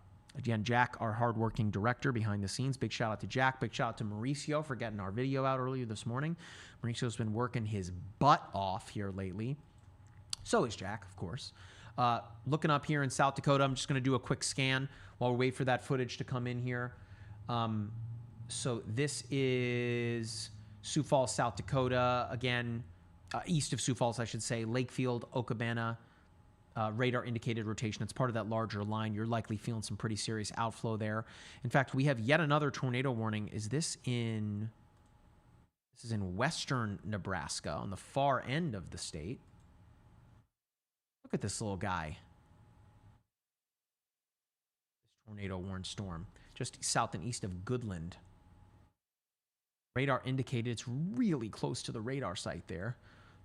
We switched to Dodge City. Now, this storm that's off by itself is absolutely worth paying super close attention to, given that there's nothing else for it to share its energy with. Oh my gosh, Jack, I see you loading that video in there. Okay, so I think we can show this on TikTok. I mean, I'd be concerned about it being labeled as distressing content, but it looks like Okay, all right. So let's show it here. So this is in St. Lebury, Nebraska. This is from the storm that pushed through earlier today. It looks like search and rescue efforts there. I can't tell what it is that they're. Oh, look at that dog there. Maybe they were saving that dog. Oh man, that's a big dog too. Holy cow! Sorry, what'd you say, Jack? 2 minutes. It looks like these people might have been in a basement, right? Because that's a ladder. So yeah. So kudos to the people that are that were in their safe place. Because I mean, look at their home. Look at the. Yeah, there they go, climbing up the ladder. And that gentleman looks completely unharmed. But look at his home, right? I mean, it just goes to show you that you need to respect Mother Nature. If you do not heed the warnings, then you are putting yourself at risk. Imagine if he was upstairs, right? And looks like extensive damage here. Again, this is kudos of Storm Chaser Jordan Hall. TikTok, y'all should be seeing this. Yeah, you are. Cool. I swear, if we get a stupid visibility restriction, I'll be really upset. So again, this looks like a fairly well-built home, right? This is not a mobile home. Holy cow, is that a truck? Yeah. Ugh. Like the truck was set on fire at one point.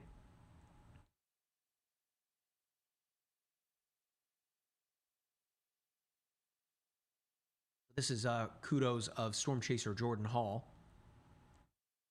Sent us this video. I think, Jack, perhaps for next time we might need a locator or a credit on it. It's okay, just for next time is cool. So, again, this is why we tell you need to be in a safe place when a tornado, when a tornado has arrived to where you live. Given that, I mean, look at the upstairs and look at some of those interior rooms, right? That's clearly a bathroom and a closet. Look how those parts of the home are still standing, right? If that's the best you got, oh, Jack, it looks like we need pad.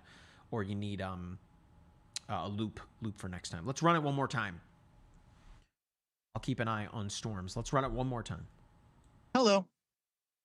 Hey, so Capucci, we're playing some video that Jordan sent us. And for those of you that are hearing his voice, it's meteorologist Matthew Capucci. This is from St. Lebury earlier today. And it looks like search and rescue, and like the entire community is here to help. It looks like a gentleman and his dog who are completely unharmed coming up from this ladder you'll see here in a moment. This is why we tell you that a basement is your best bet to protect yourself in the event of a tornado coming to where you live. This same cell eventually, again, produced a tornado emergency for Hebron, Nebraska. And this was earlier, we showed you the footage from the same storm that Capucci was chasing. And there's the gentleman in the green hat coming up from the ladder, completely unharmed. But look at his home. Look at his home. I mean, it's terrible, right? But he is alive. That is such a critical, the most critical detail, that when we tell you to seek shelter, that we are not joking around. The National Weather Service not mincing words when they're issuing a PDS, a particularly dangerous situation tornado warning, or again, as we just saw about 25 minutes ago, a tornado emergency. Look at the interior rooms. I have to remind you of this house. The interior rooms are still standing. Imagine if you were in that truck, right? Some people think it's a good idea to get in a car and try to outdrive a tornado. You're not going to win that race. Do not do that. But if you don't have a tornado shelter, then a basement is going to be your best bet. If you don't have a basement, then an interior room is going to be your best bet. You know, something that I have not even said this evening that I know Capucci says all the time is make sure you're wearing shoes. Can you imagine if you had like your socks on in that instance, trying to, you know, climb up through that ladder and walk through all of that rubble? You could cut your foot easily, right? Not a fun time. We tell Wear people your all the time. shoes, wear your bra, make sure that you're able to get out if you need to. Yeah. Yes, your undergarments important as well. And of course, this might seem really silly, but a bicycle helmet can save your life, let alone if you're riding a bike, but to protect yourself from flying debris. All right, Jack, thank you for taking that. Capucci, welcome back to the stream. For those of you For those of you that are joining us, meteorologist Matthew Capucci was on that tornado-warned storm that did produce a tornado emergency for Hebron. It is still tornado-warned, but it is, as of right now, just radar indicated. Capucci, I saw it wrapped up in rain. Were you able to hear anything where you were? No, I didn't encounter or see anything. It seemed like a very brief touchdown. Like even that first one earlier on, that which I was on to begin with and Jordan got the damage from, that was only in the ground for about 7 minutes. Even though it was a very strong tornado, it was a very brief one. Right now, I'm approaching the town of Dakin, and I'm seeing two different areas of rotation. One is kind of broad, kind of high-based. It is just above me to the right. And then there's something else closer to, it looks like Alexandria to my left, that I'm going to be watching closely. But this storm has multiple areas of kind of broad diffuse spin. It's not sure it wants to tighten up. And I think what might happen is the entire storm's trying to sort of restructure, reorganize itself. And I'm intrigued to see the development of an intense hail core near like Bruning and Belvedere. So we're going to see what happens, especially with the cold front coming in from the west. That might give the backside kind of a nudge to curl back that rotation, tighten it up. We'll sort of see what happens. It's a very sort of curious storm. I think I'm going to park here and just kind of see how it evolves because, like I said, we have multiple transient areas of spin, nothing terribly tight yet. You see one just above me to the right, and then there's another one that I'll try to pan to in just a moment to the left. And that is the one that looks a little more intriguing at this point, the one near Alexandria, but both, kind of broad, kind of spread out. The one to my north near Tobias, actually. So here, if we can take my picture Capucci, full. real quick, just want to pass along. We have a confirmed tornado in, I believe this is Minnesota. This is our first one in Minnesota. This is for Northrop, Truman, Louisville. This is out ahead of that main line. This is confirmed by law enforcement. A tornado with quarter-sized hail on the ground, 7 miles northeast of Welcome, 8 miles northwest of Fairmont, moving northeast at roughly 30 miles per hour. You can see it right here. It is approaching the community of Northrop. Let me grab my tool. It's right here. Marla, I see you, by the way, in the TikTok chat. You should just be able to tap on dual pane to make it work. I'm seeing people saying something about Nebraska. Hang on. No. Okay. People were saying, Capucci, that there's a tornado emergency for Alexandria. No. Yeah, that's what I thought. Okay, I'm trying to make We're sure looking here. at the Alexandria circulation right now. That's it Yeah. right there. I mean, it's still kind of broad, kind of spread out. Yeah. Okay. Sorry, Marla. Yeah, you just click on the dual pane radar. Big shout out to Shannon. He's the man on TikTok. My guy. At some point, I gotta share a Cajun meal with Shannon. I love me some boudin balls. They are delicious. I'm overdue to cook some gumbo. My kids love it. All right, so Alexandria here. Again, to Capucci's point, there's two areas of rotation. By the way, on the map, this little play button you're seeing, that's him. And you can turn the storm chasers on by going into the layers menu and go to video/storm chasers. You just toggle the layer on and you can watch the storm chasers live and for free in the MyRadar app. Of course, in our studio show, we're showing them to you as well. But you can also take them picture in picture and drive around on the map too. But that's Capucci's the only storm chaser in the vicinity of these storms. And as he alluded to, there's two areas of rotation, one to his northwest, southwest of Tobias and Dakin, and then right here near Alexandria, kind of this line right in here. Capucci?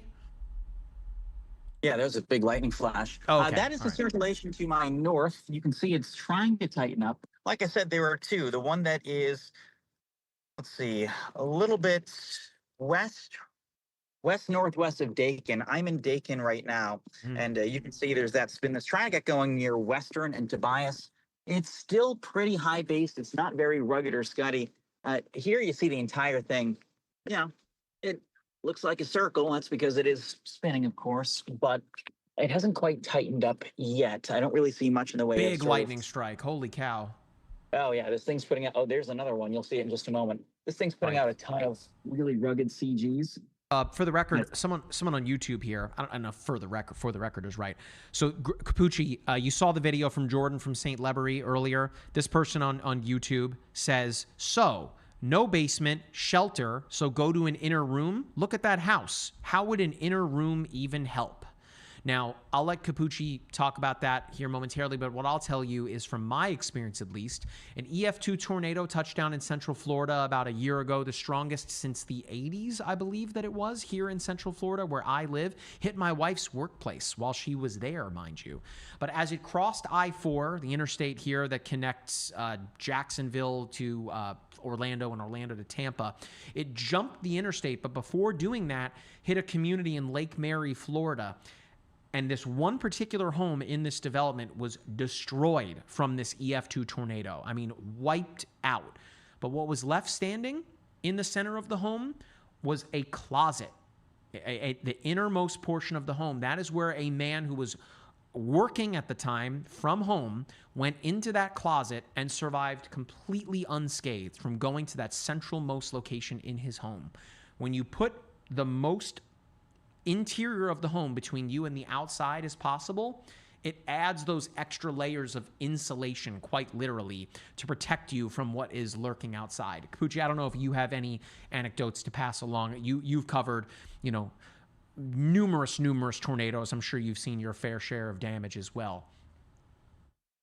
Yeah, I mean, there was an occasion and I wasn't chasing that one, but during the April 12, 13, 2020 tornado outbreak, which impacted the Carolinas, at one point, there was a mobile home that was completely destroyed. I mean, gone.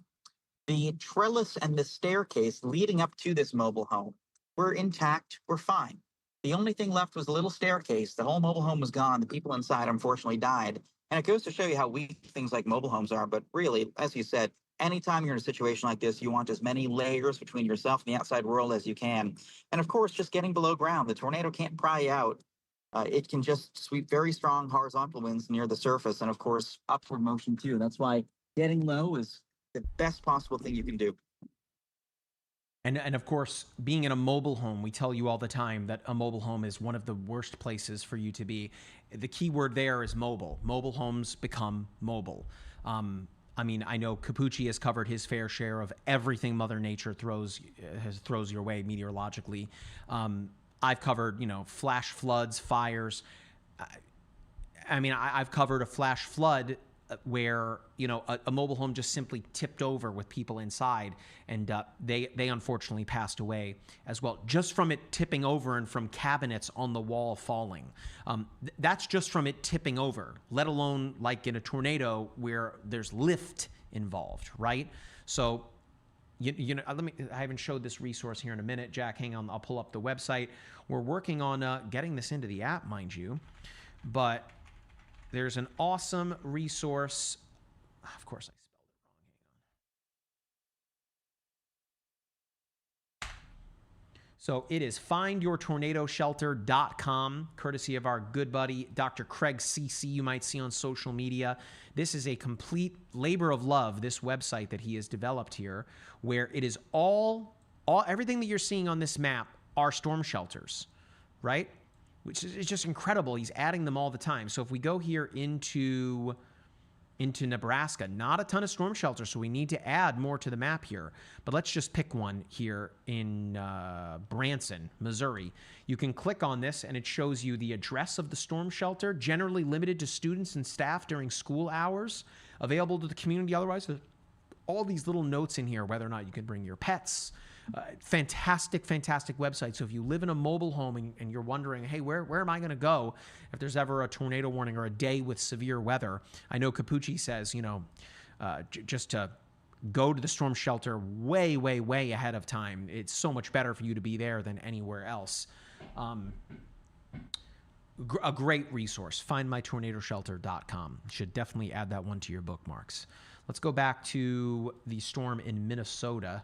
That was a confirmed tornado on the ground. See how we're looking. Yeah, the storm here near Northrop. It's just back to being radar indicated, so it seems it has lifted, but that rotation signature is still there, north and west of Northrop proper. Again, that's in Minnesota. God, we've been all over the place today. Minnesota, Michigan, Colorado, Nebraska. Looks like there's some rotation on the backside of it here. near Lakefield and Wyndham. That is also just radar indicated as it stands. So let's go back down here. Work our way down the line. Radar indicated rotation here for Jefferson and Saline counties. That's the storm that Capucci is on near Dakin. You can see on your screen as well, just getting lit up by lightning. And then down here near Lincoln Center, radar indicated rotation here in Kansas as well. This is part of this larger kind of straight line here as the front kind of progresses in. But let's go back here to Dakin, and this is again the rotation that Capucci continues to allude to. Right here over the top of Dakin proper. Jack, let's take Capucci's shot in full if we can, please. You can see the streaks of rain. If we take a look at Dakin. Yeah, go ahead. Yeah, if we take a look right now in person at Dakin, one thing I will say is the overall area of rotation, well, it is spinning, looks to me to be a little bit broad. I mean, see how if I zoom out a little bit, it looks like one big line left, and then I'll pivot the camera right a little bit. There's not one sort of more concentrated area of spin. And so because it's sort of elongated and stretched out, I have yet to see one really tight area of rotation. If one's trying to form, it would be near or just north of Dakin, heading towards western. And visually, it looks like the wall cloud's trying to tighten a little bit. You can see how it looks darker on the top right of your screen. That's the wall cloud trying to get going. But it looks to me like it's kind of outflow dominant. It's kicking out, exhaling more air than it's ingesting. And because of that, the downdraft, the cool air wraparound on the backside is sort of winning out. And that's why you're not able to get a tighter area spin. You're just getting sort of, a cloud in the atmosphere, if you will, a long, elongated strip that's just exhaling air. Tornado warning does continue, though, for Dakin and Western. I may try to go a little bit north towards Western. I'm also intrigued by that second cell to the west of Alexandria, north of Belvedere, right over Bruning right now. That, to me, even though it's not tornado warned, that has a chance of being tornadic down the road, because it's going to be sort of the last one in the line to get that kick in the you-know-what from the incoming cold front from the west. And sometimes that helps to tighten the backside of the storm to help it to sort of wrap around and eventually produce a tighter circulation. So we'll see if that winds up being the case. Oh, hey, what's his face? Oh, there goes what's his face. Chaser Summit. Eric Fox. Oh, Eric Fox. My guy. Hey, by the way, speaking of the Chaser Summit, the 2027 National Storm Chasing Summit is coming to you from Kansas City, Missouri. We once again are the title sponsors of that event. I believe tickets are on sale and went on sale yesterday. Wait, they might be going on sale June 1st. I think I might have messed that up. Either way, we hope to see you there. Come meet Capucci. He will have hailstones for you. I will be there as well. Come say hello. It's always a great time. And if you love science in any way, shape, or form, meteorologically speaking, you got to be there. Some of the brightest minds in weather are there, and it's just the opportunity for you to fully nerd out. Hey, what's up? What's up, man? How's it going? Good, better. Is that Eric Fox? Yeah, Mike is on stream right now. What up, buddy? What's up, Eric? You're on stream right now to MyRadar. Of course, this is Eric Fox, the man behind the National Storm Chaser Summit. Eric, we were just talking about tickets going on sale. If people want to go to the National Storm Chaser Summit, how can they get tickets? Yeah, on June 1st, about noon Central Time is our plan.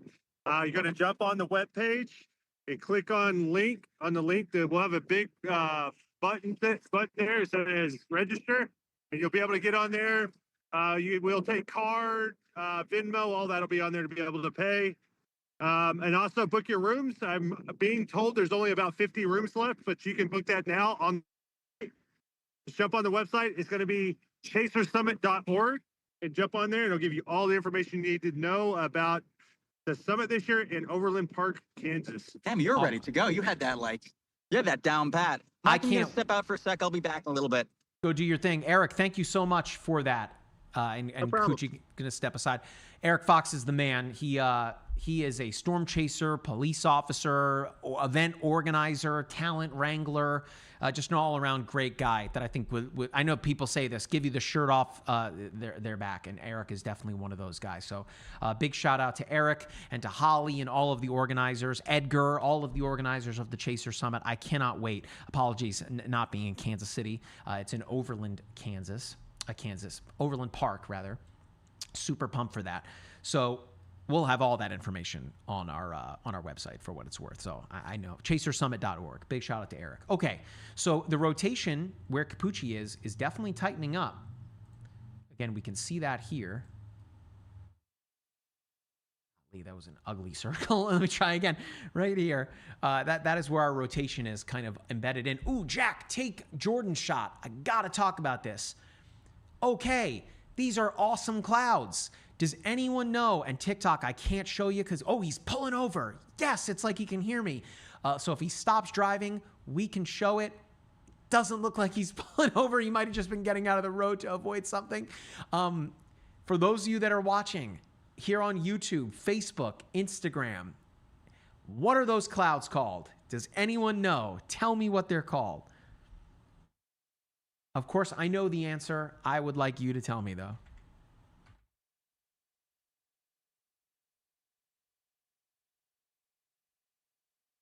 Does anyone know?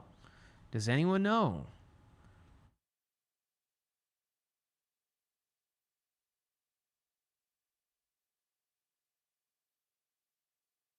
What is going on?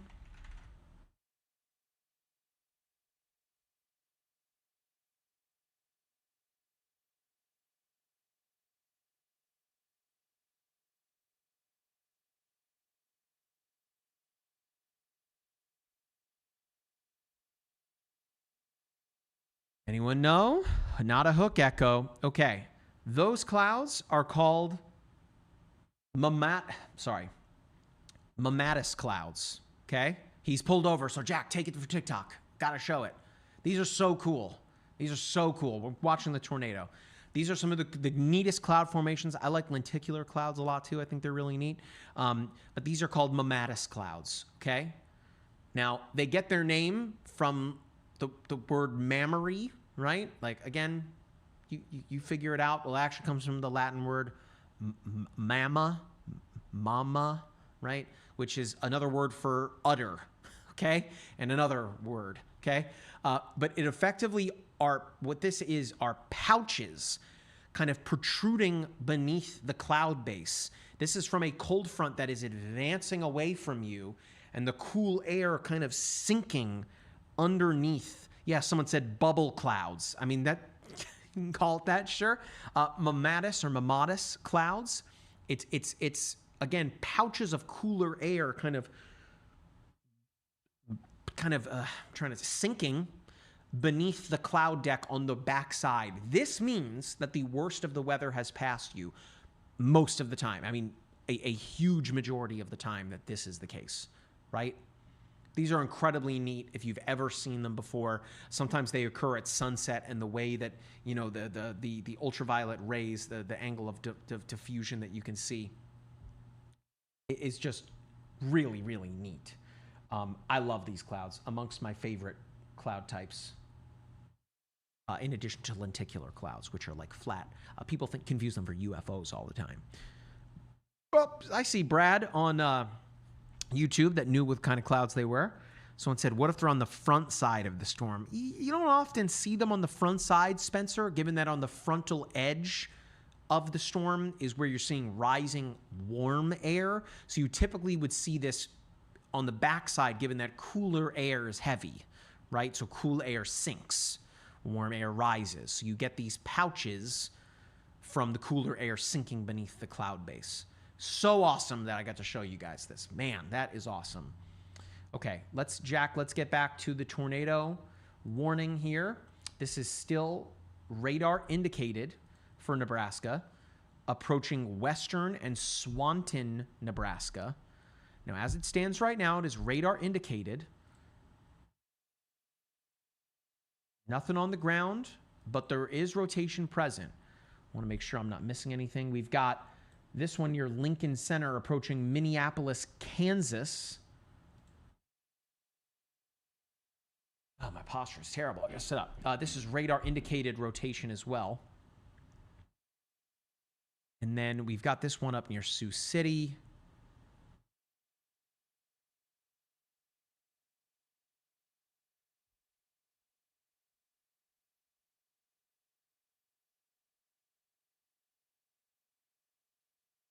Right, this one near Sioux City. That's radar indicated as well. You can see near Salix, the kink in the line there near Sergeant Bluff again too, and just to the west of Sloan. These are all radar indicated as it is right now, just radar. Some rotation here, south and east of Windham as well. You've got tornado warnings blown up all over the place, but nothing confirmed right now. But we will continue to track. Why you are here, that is why I am here. Keep an eye on this storm in Western, which is where Capucci is. Shout out to Jordan getting them the Mattis clouds. That is awesome.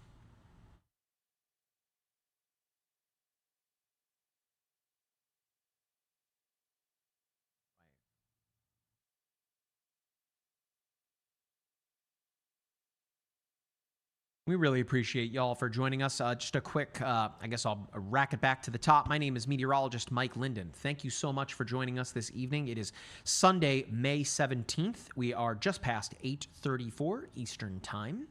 Of course, we are tracking severe weather. Jack, if we can just leave the app up here. It looks like they just extended this tornado warning. Just want to make sure. It's still radar indicated, so this new tornado warning, this is down in Nebraska for southwestern Lancaster County, Jefferson County, Saline, and Gage counties until 8:15. This is south and west of Lincoln. I don't think that this will work its way into Lincoln proper, likely kind of extending near Hallam, Cortland, and toward Hickman eventually here in Nebraska, but we're going to keep a close eye on things. This is meteorologist Matthew Capucci, this little play button here, which you can watch for yourself by going into the Storm Chasers layer and toggling on the video Storm Chasers layer. We've got it up here on our live stream. You can see Capucci's shot there. As of right now, just radar indicated, wrapped up in a bunch of rain. But again, we are streaming live across the MyRadar platforms. Thank you so much for joining us this evening. Really, really appreciate you doing so. If you are watching on any of our social media platforms, we would really appreciate it if you were to follow us. It is completely free to do so, whether you're watching on Facebook, if you're watching on X, you're watching on Instagram, Twitch, TikTok. Hey, we'd really, really appreciate it if you would be so kind as to follow us. For all of you on TikTok, hey, right above my head, you can follow us. We are on that. We're gonna. Oh my gosh, look at that. We're at 126,000 followers. Thank you so much. I mean, there's a lot of you in here right now. I think upwards of 300 people watching on TikTok. We'd really appreciate it if you were to follow us. Again, it is totally free to do so. That way, you know whenever we drop a new video, or of course, whenever we go live here on the platform. For those of you that, by the way, that have been giving us gifts, Savage, Leslie Goodyear, Gabby, Son of a Gun, you guys don't need to give us stuff, but we really, really appreciate your patronage. Just you being here is enough. Thank you so much for joining us. Really, really appreciate it. And hey, tap on the screen as well to show your support. Same thing on TikTok or on Instagram. For those of you that are watching, tap on the screen. Let us know that you are digging the content, and we will continue to bring the content to you. All right, all right. The goal. Again, big shout out to all the people that are following us. Elfie Fire, Ryan, unfortunately me, Gav, Kyle, Rodney.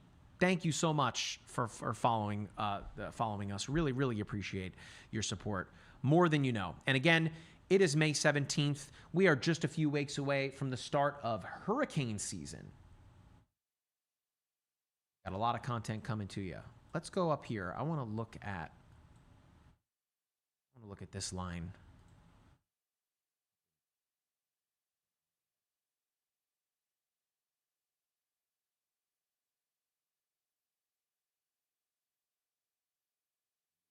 opening another version of the app, Jack. Disregard. Don't bother showing it. I'm just moving it over here. I wanted to see something.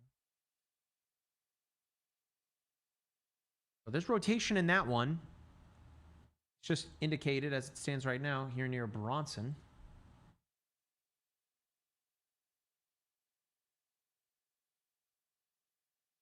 Let me see if I can get a camera.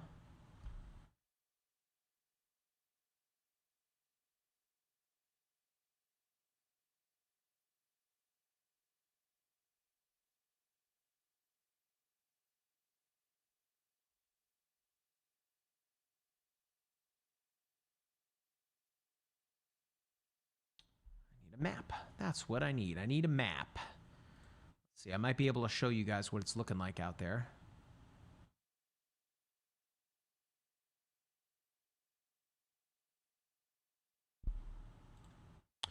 Nope, that's winter.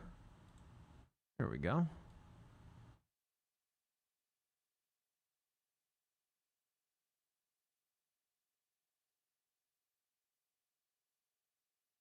The video went down. Come on, boo. Wait.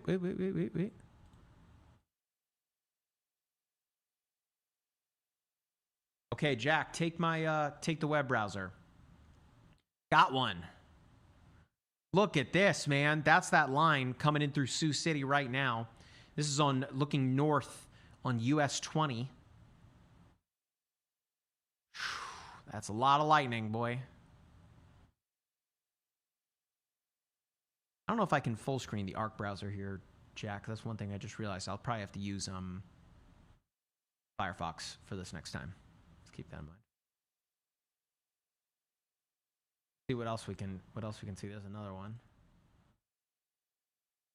Port.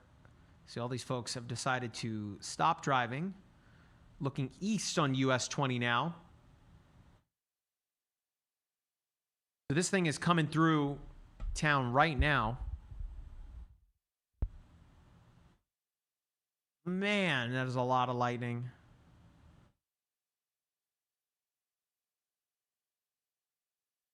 Here's looking south now on US 20.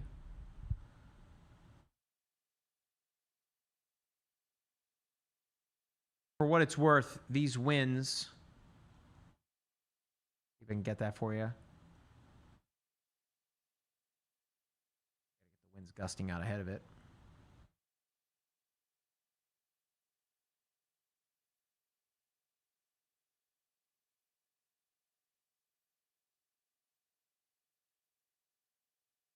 Hey, Capucci, sorry, we're transfixed by these traffic cameras in Sioux City, Iowa. Boy, that storm is whipping through right now. Wow, that's east on US 20. That looks wrong.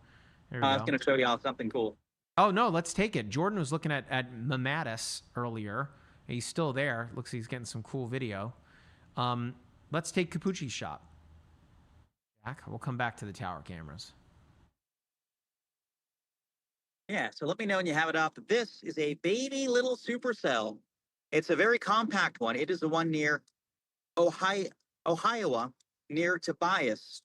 And it's probably producing hail. You can see that hail is falling on the right. You can just see the perfect updraft, downdraft structure. The little tiny baby high base barber pole in front of me is where the warm, moist air spirals up. It is spinning counterclockwise. Granted, it's too high up to produce a tornado. And then on the right, you see that perfect sort of rain foot. That is the classic downdraft. That is where the rains of hail, probably hail to about a quarter, maybe $half size, is coming down. And it's like a textbook little tiny supercell. It is not very big at all, but it's cool to see. So I thought it'd be neat to take a look at that structure. I'm going to pull over real quick just so we can get a slightly better vantage point. And yeah, I mean, it's nice looking. It's probably not crazy strong or anything, but you can see it right over here. And you can see that thing's, yeah, definitely strong there.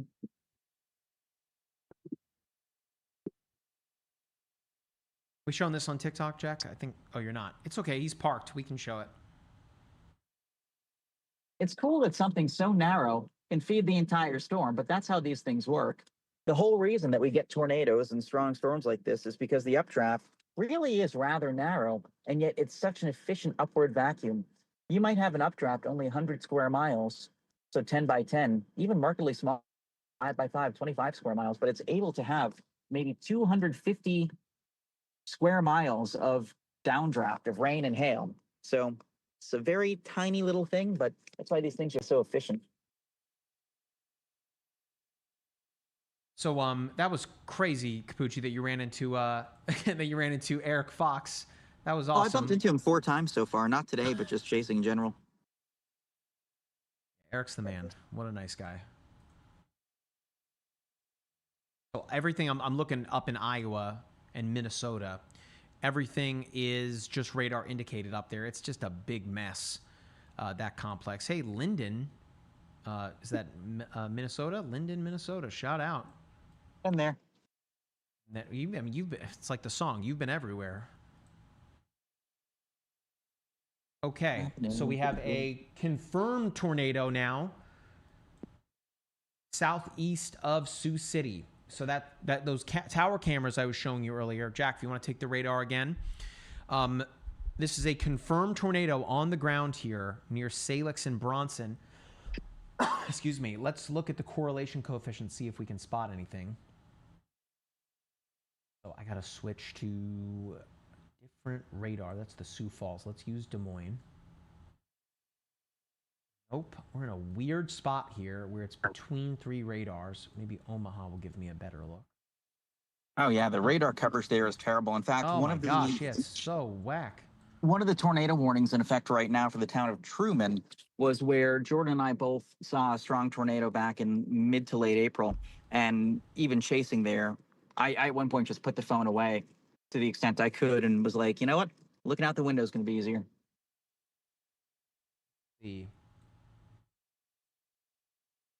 Looks like to be a new tornado warning. Radar indicated rotation for Winnebago. Is that Minnesota? I believe so. Winnebago, Minnesota. Man, I got some cool names up there. Truman, Linden, Winnebago. But let's go back to Sioux City. Yeah, the radar coverage. You've got 3 radars nearby, right? Omaha, Des Moines, and Sioux Falls. But here, just right in the middle for Sioux City here, it's so tough for me to get great look at this thing. But we know that it's the kink in the line. Well, the kink is actually to its north and west up near Sioux City proper. But it is right here, passing through Bronson right now and Salix. Those were the tower cameras we saw bumping in the breeze there. Confirmed tornado, yeah, it was near Salix at the time. Just to the south and east of Sioux City. Okay. Someone asked about Mankato. Yes, there is a tornado warning up there as well. It is just, as it stands, radar indicated. Capucci, what a gorgeous shot. You know, we've got it up on screen here. Your shot is absolutely beautiful. Oh, yeah. I mean, this thing's just a perfectly striated LP. I'll turn the camera again in a second. It is so small, but it goes to show you how even little teeny updrafts like this can be just beautiful as they spin. And I like the rain shafts in the distance there. Oh, yeah. You're going to see it even better in about 2 or 3 minutes because some of the mid-level cloud cover is going to clear out. Of course, it's just a tiny, tiny little updraft, but it's a pretty one. So what are your thoughts here on the rest of the evening as now we're losing the prime heating of the day? You know, things are progressing. Of course, those tornado watches remain in effect for some spots until 10 and 11 o'clock local time. What are your thoughts on the rest of the evening?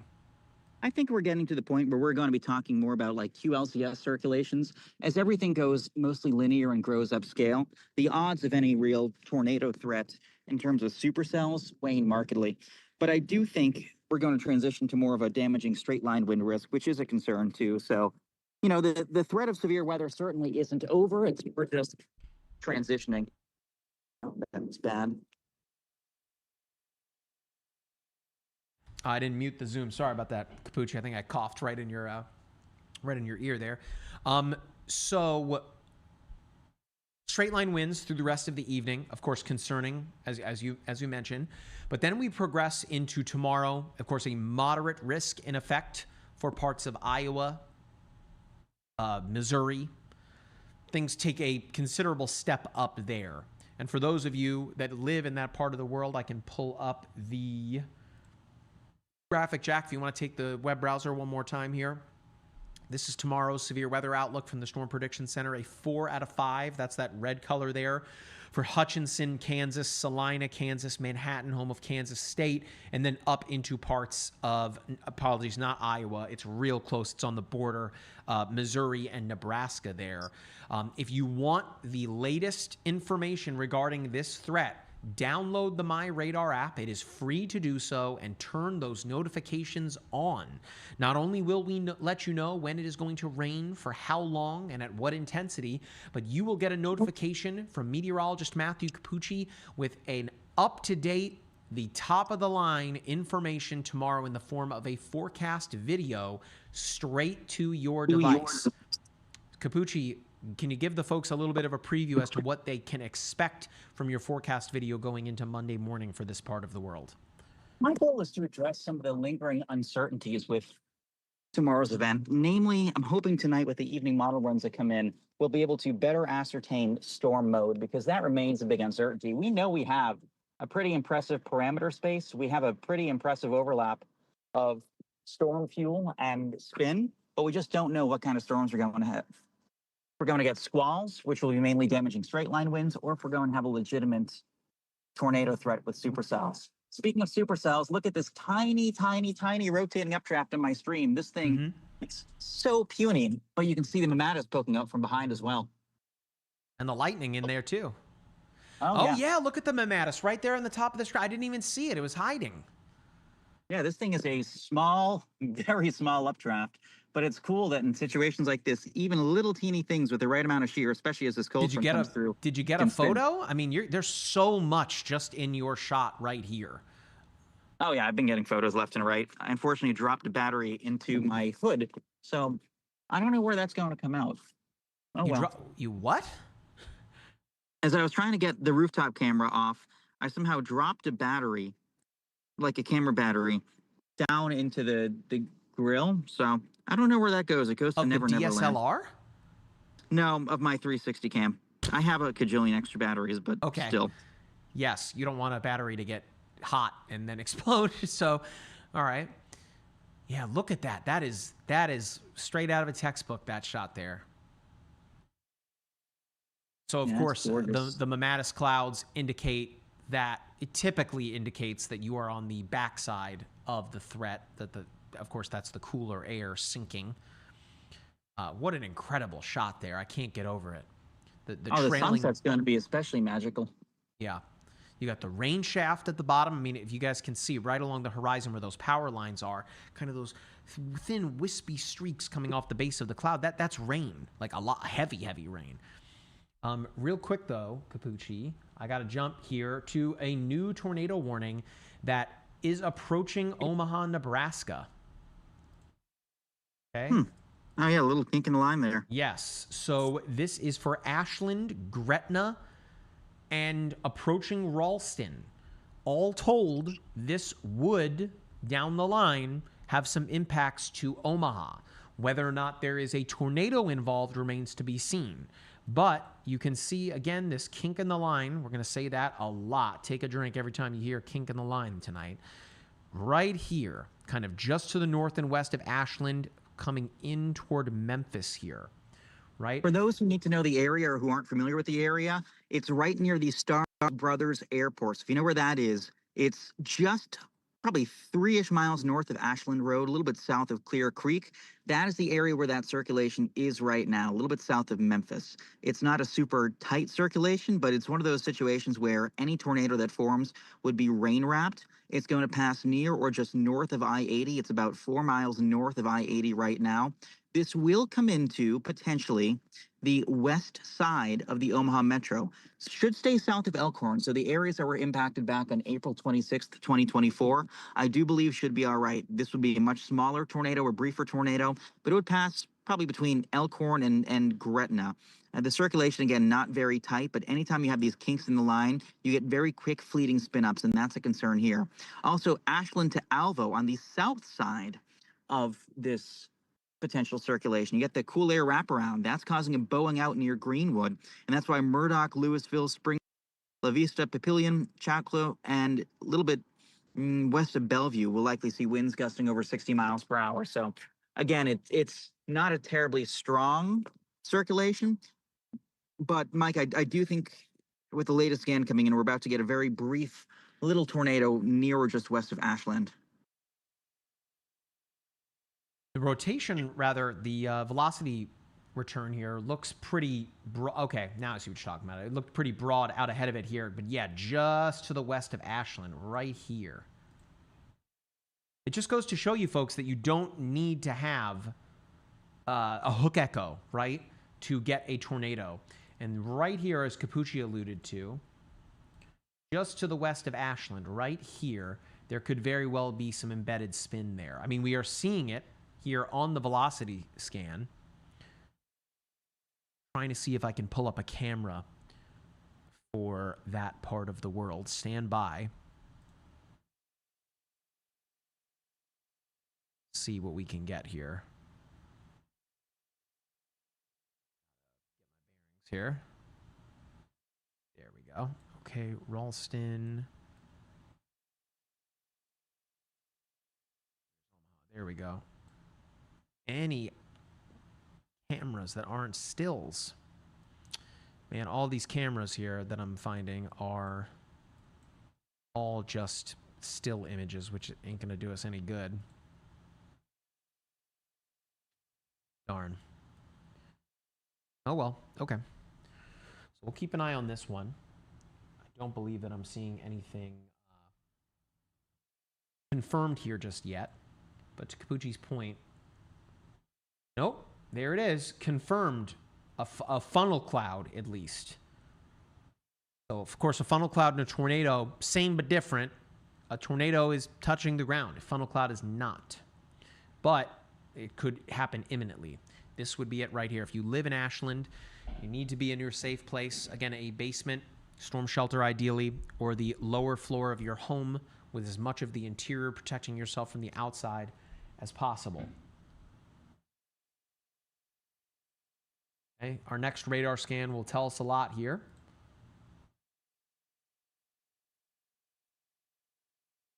Whether or not we have anything on the ground. Of course, Ashland is part of this Gretna downline of that. It's right here along the Highway 6 and I-80 interchange, but still on the southwestern side of Ashland proper. It is now pretty much right on top of Ashland proper. Again, we do not have any indications of anything touching down, but we do have reports of a funnel cloud. But I'm not necessarily seeing anything on the CC, which would tell us whether or not we do have anything, debris being kicked up.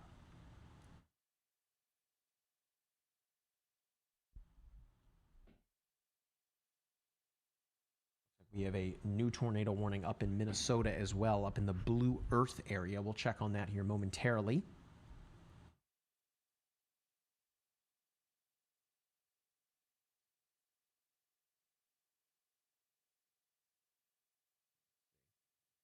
There's the one.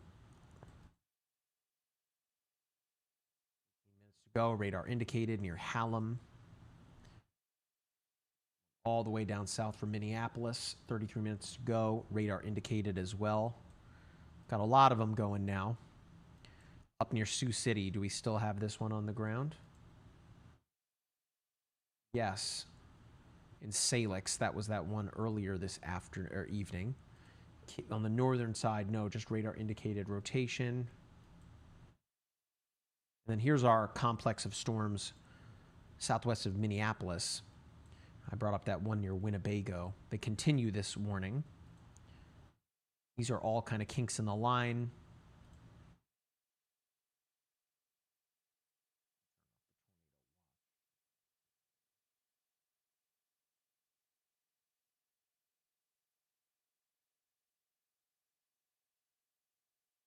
"32 minutes." Again, radar indicates. So it's all rotation. Other than our tornado that's been spotted near Salix. And then let's get back down here near Omaha. Given that Gretna and Ashland are downline of this. Our rotation is right here.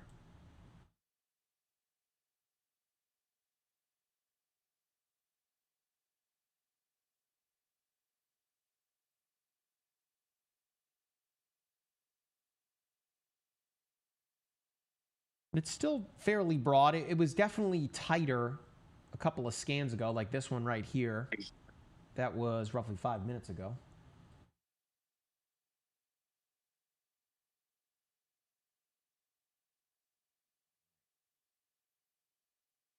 Thank you very much for joining us this evening. Again, just to remind you guys, my name is Mike Linden. I'm a meteorologist with MyRadar. This is the MyRadar studio here in Orlando, Florida. Of course, I am joined by meteorologist Matthew Capucci, who has been storm chasing out in the field since late March, I think, at this point. So he's going into May. I think if he had his druthers, he would be out on the road seeing everything that the world has to offer weather-wise permanently. But I think he'll be out through at least the rest of May and into June. Of course, you're also seeing on the stream as well Storm Chaser Jordan Hall. He had some awesome Amatis clouds that we were looking at not too long ago here, and it looks like he is approaching some more of them in his shot near Bennett, Nebraska. Or no, yeah, kind of ish. And then Capucci shot there. He's looking at some Amatis clouds on the backside of the cold front. There they are. Top right corner of your screen. Again, we appreciate wherever you are watching us, whether it is in the MyRadar app or across our family of social media networks. Wherever you're watching from, we'd really appreciate it if you were to follow or share the stream. That would be awesome. And of course, if you haven't already, download the MyRadar app. It is completely free to do so. Search MyRadar, all one word, on all major mobile platforms to download. You can activate a free 7-day trial of all of our premium features in the settings menu. It looks like the little gear icon. You click on that, and under premium subscription, you can activate that for 7 days. And what better time to have access to the premium features if you really want to nerd out and take your meteorology game to the next level and track storms along with us. That 7-day free trial will get you through the rest of this evening. Tomorrow, which looks to be a potentially high-end day for tornadoes, a moderate risk in place for parts of Nebraska, Missouri, as well as for Kansas. And then Tuesday as well, we are talking about a wide swath. It might be one of the biggest slight risk areas I've ever seen drawn by the Storm Prediction Center, stretching from parts of New England into Vermont, New Hampshire, all the way down into parts of Texas. That's Tuesday. And then at that point, I think we can take a big meteorological exhale from all of the active weather here. You know, Capucci, who's on the call here, is eagerly awaiting hurricane season. Of course, once we get into the summer months, we get into the summer of an eclipse.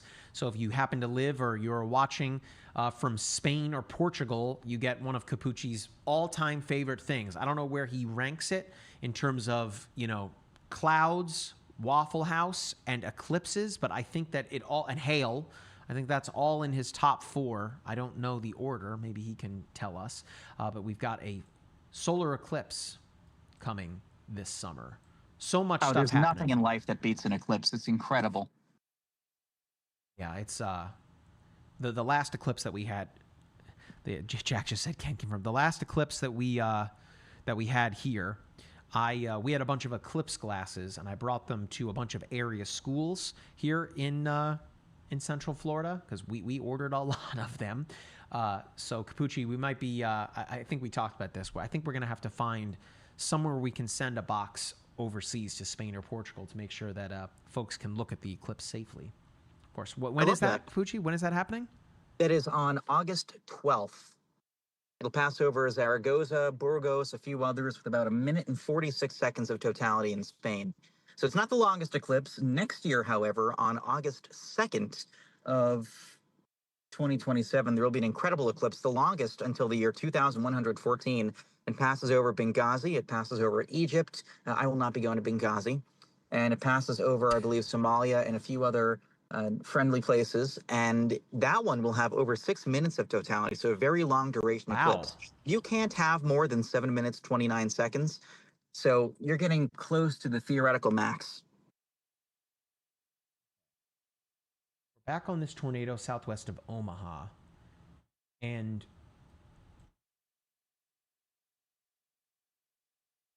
I mean, that's the messiest velocity signature ever. Yeah, I guess I'm trying to see something that's not there in terms of the correlation coefficient.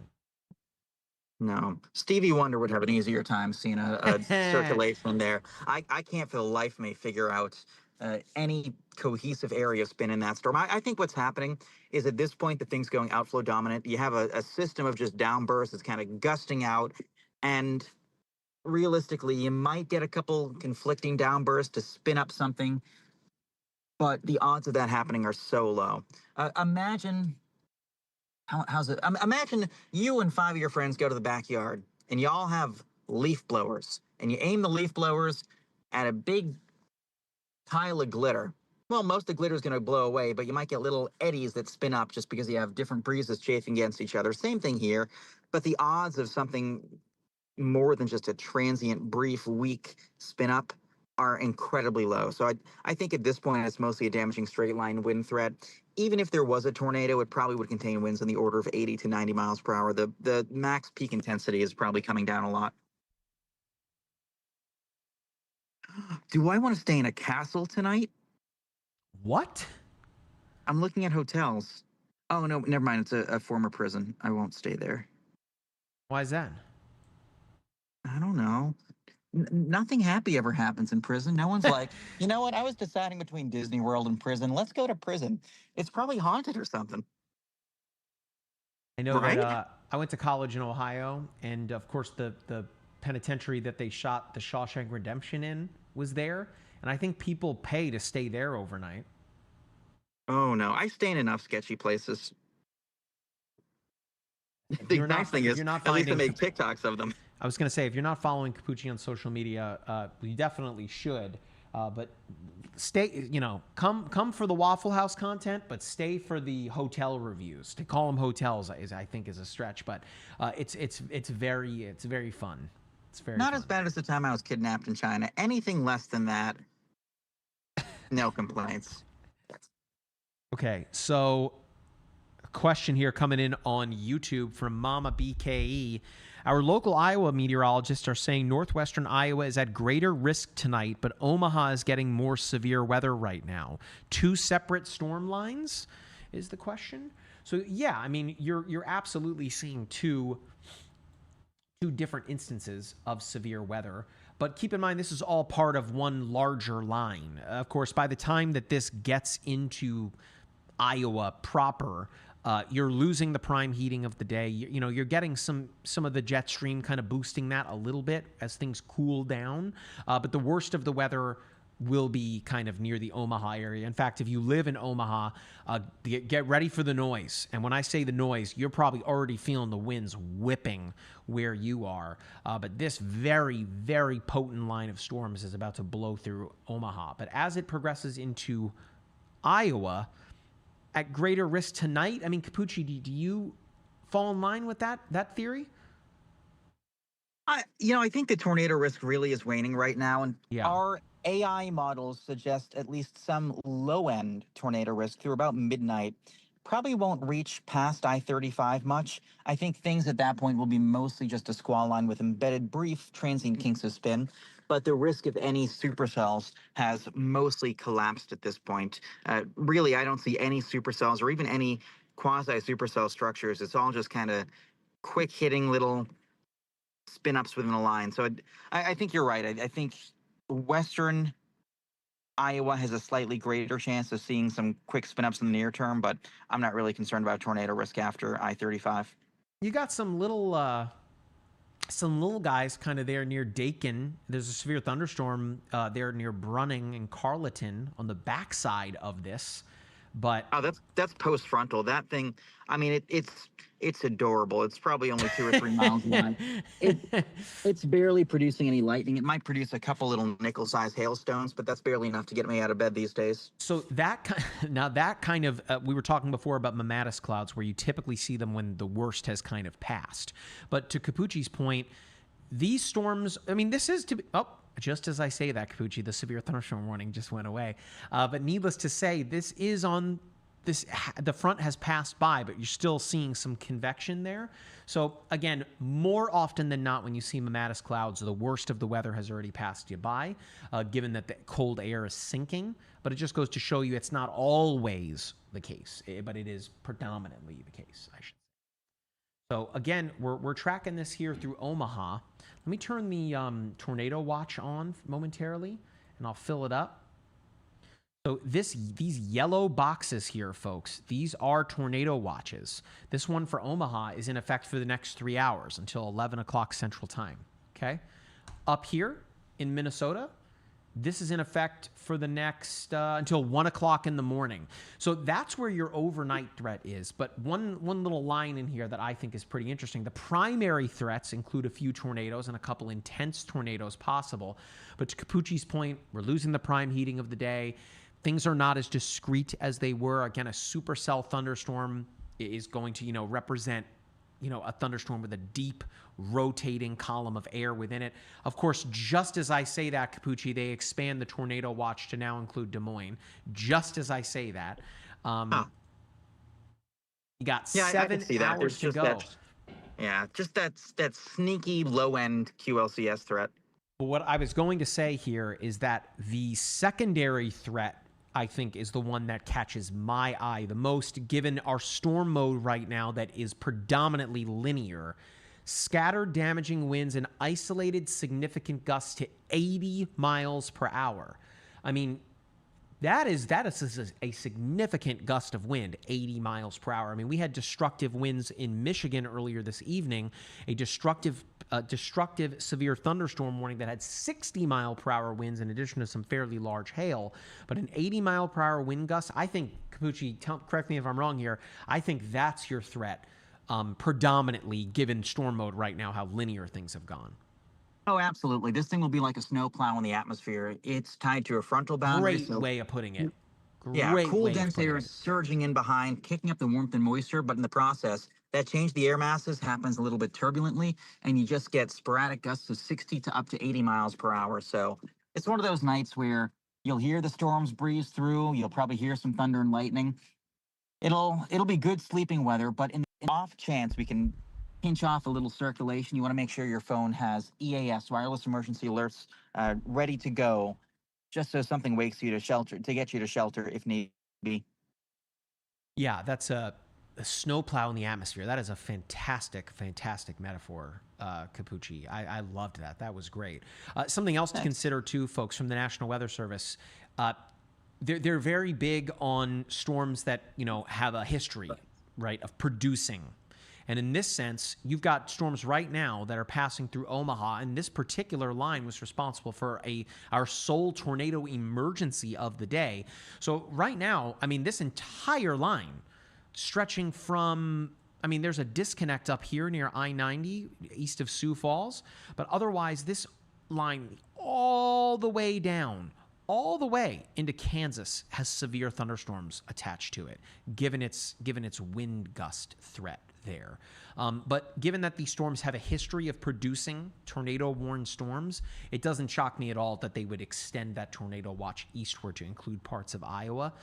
So as Capucci alluded to, make sure that you have the MyRadar app downloaded. Of course, even through Do Not Disturb, we'll still send you tornado warnings. I know, most weather apps are going to do that. The EAS alerts, as Capucci alluded to as well, are going to break through any of those Do Not Disturb modes. So make sure you've got the MyRadar app downloaded. Of course, I left it at home. I think there's one in my backpack, but I'm not going to go rooting around in there right now. One of my favorite things that you can have in your emergency kit nowadays is a mobile power bank. Sorry, Capucci? Nothing. I think I heard what you said. We can talk about that here in just a moment. But what I'll say is a mobile power bank is one of the most incredible accessories that you can have in your. I'm sorry, I'm looking at Jordan Hall. Jordan Hall going through a drive-thru right now. Is he at Runza? Is he at that place I was telling you about, Capucci? Jack, take it full for just a second, so we can show what Jordan's up to. He is at Runza. Okay, for those of you in the chat that may not know, that's like a Nebraska thing. I said to Capucci that it's kind of like a Stromboli. I might as well have been speaking Swahili to Capucci at that point. He didn't know what that is. But I'm pretty sure that this place is like a regional Nebraska thing that people love. If there's anyone in the chat here that's from Nebraska, someone said Runza's huge in Nebraska. What is it? It's like a someone said only the best. Someone said it's overrated now. I started something. Capucci, Ooh, you're in trouble now. I don't know. All right. I've never had Runza before. But someone said a fancy hot pocket. Yeah, that's why I said like a stromboli, right? Hot pocket. Yeah. Caliente pocket. Loose meat sandwich, hot pocket hamburger. Interesting. Yeah, you should indulge in one of those tonight, Capucci. I think it's your vibe.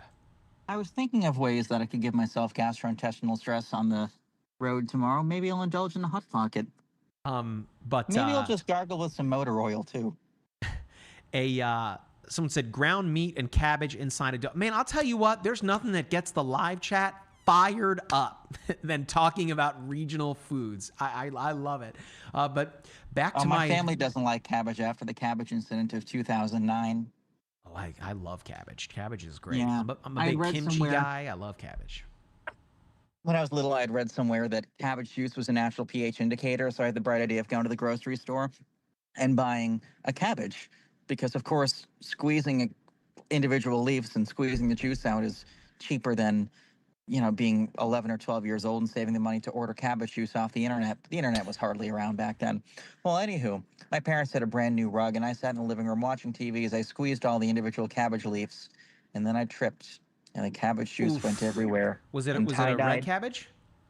Oh, yes, and tie-dyed the brand new white rug. So now cabbages are a sore topic. All right. So I see all y'all asking. Oh, hang on. All right. So big shout out to Sierra Lindsay, Storm Chaser Sierra Lindsay. Jack, hang on one second. I just want to make sure I have this right. We're going to take it in full. Check out this photo here. This is from that Lebury tornado from earlier this evening in Nebraska. Look at that photo. That's the best shot I think we've seen tonight of a tornado. Was she with Jordan? Or no, Sierra's working with the National Weather Service now. Oh, okay. Oh, yeah. So she must have been with John Waugh. Yeah, so she's a government employee. Big shout out to Sierra. Sierra's awesome. Jordan is not going to be happy about that. So storm chasers, for those of you that may not know, are very competitive when it comes to storm chasing. Of course, they all have the best in mind, right? They're not sacrificing safety for means of putting themselves at risk here. But look at that shot. That is the best shot of a tornado we've got tonight. And this is that same tornado that Capucci said, if you were watching the earlier stream, was on the ground very briefly. It was a quick one. It was only in the ground for about 7 minutes, if that. Right. And it was strong for maybe 90 seconds, but it goes to show you these things can be very transient and fleeting. I mean, think about Mineral Wells. That tornado, the EF3 that I 0-metered, 2 weeks ago? That thing was only in the ground for maybe 5 minutes, and yet it destroyed several homes. All right, so news to pass along to y'all. Omaha, Nebraska is now under a tornado warning. Okay? Now, I know that may sound scary, but again, just as it stands right now, it's a continuation. It's a handoff, if you will, from the previous tornado warning that is now impacting Papillon, La Vista, Gretna, Ralston, and that is going to hand off to Omaha, and that is going to stay in effect for the next 43 minutes until 9 p.m. Central Time. Now, as it stands, it is just radar indicated. Again, I'll tell you like it is, it looks like a big mess to me on the rotation. Yeah, I can't find any compelling rotation there. To me. Again, folks, when we are looking at a velocity product, green is showing us wind going toward the radar, red away from it. So even though we're still seeing, when you're looking at this, you're seeing reds and greens here, you need a tightening, right? You need them to kind of come together and, for lack of a better term, swirl around one another. And it's just so broad and messy right now that I'm just really struggling to find anything here. But again, I think the National Weather Service always operates with an abundance of caution. Better for people to act quickly than to get caught, completely unprepared. There's another tornado warning now just southeast of Lincoln. That one surprises me as well, but Yeah, maybe. southeast of Lincoln, the one down near Washington and Marysville and Hanover. Bennett, Palmyra, Otay, Avoca, and Weeping Water. That brand new one. I'm sorry, Oh my southeast of gosh. Lincoln. Yeah, okay. I was like north. I'm like, where? Okay, yes. I'm surprised by that one too, but these quick little kink in the line things can spin up rather fast. Yeah, I mean, we saw that when the low-level jet really ramped up 2 weeks ago in Mississippi. It went from like nothing to something. We had 2 tornado emergencies because of that low-level jet. Turns out that tornado was one tornado on the ground for over 70 miles. Golly.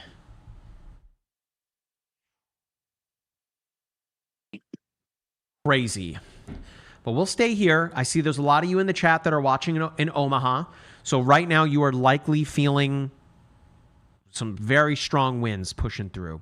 Someone said sirens just went off in Iowa. Yeah, I mean, this is why tornado sirens are not necessarily always a great indicator for tornadoes, right? I mean, they go off when you're under a tornado warning. But as we're seeing, even with this tornado warning that's over Omaha right now, I mean, Capucci and I are both meteorologists. We are both struggling to find where that rotation would necessarily be. I mean, we can see the shearing, but like you're not seeing that area that is indicative of where a tornado could effectively develop. I think if I can be frank, I think it's we call them informally in the biz CYA warnings, and just means cover your you-know-what warnings. Basically, the odds of anything spinning up out of this, the odds of anything spinning up out of this, in my mind, are exceptionally low. The risk to any particular individual in the Omaha or the Fort Calhoun tornado warnings, pretty low. The one near southeast of Lincoln, near Palmyra, I'll give it to them. Yeah, like you have maybe a 10% chance of a very brief spin up. But I mean, in my mind, these warnings are not particularly compelling. However, out of an abundance of caution, it's probably a good idea to just, get downstairs, get to most interior room, lowest floor, whatever building you're in, just to be on the safe side. In the unlikely event that I'm wrong, it's better to be safe than sorry. Of course. Not to say that I'm not wrong often. I sometimes am, but, I've seen many, many, many storms, and these, to me, don't look particularly compelling. And, for what it's worth, this part of the world, there aren't major metro populations, right? It's a lot of smaller communities like Hebron earlier tonight, 1,000 people. That was our biggest community that was impacted by a tornado tonight. Omaha is a city, right? I mean, you have a considerable population base here. So again, out of the abundance of caution, as Capucci suggested, be prepared to act. It is right now, riding along the I-80 interchange, at I-80 and Highway 75 interchange, kind of paralleling I-6. Highway 6, I should say, and 75. Be prepared to act. Better to act than not. If you fail to prepare, then prepare to fail, as we say. My lexicon. What was the quote I had a few weeks ago? It was completely random. Jack, do you remember it? I don't know. There's a lot of wiser terminology that you've been using nowadays. I still got people popping off, by the way, about runzas in the chat. Someone said I almost went. Someone said it reminds me of. It's a very Nebraska thing. Kind of reminds me of hospital food, though.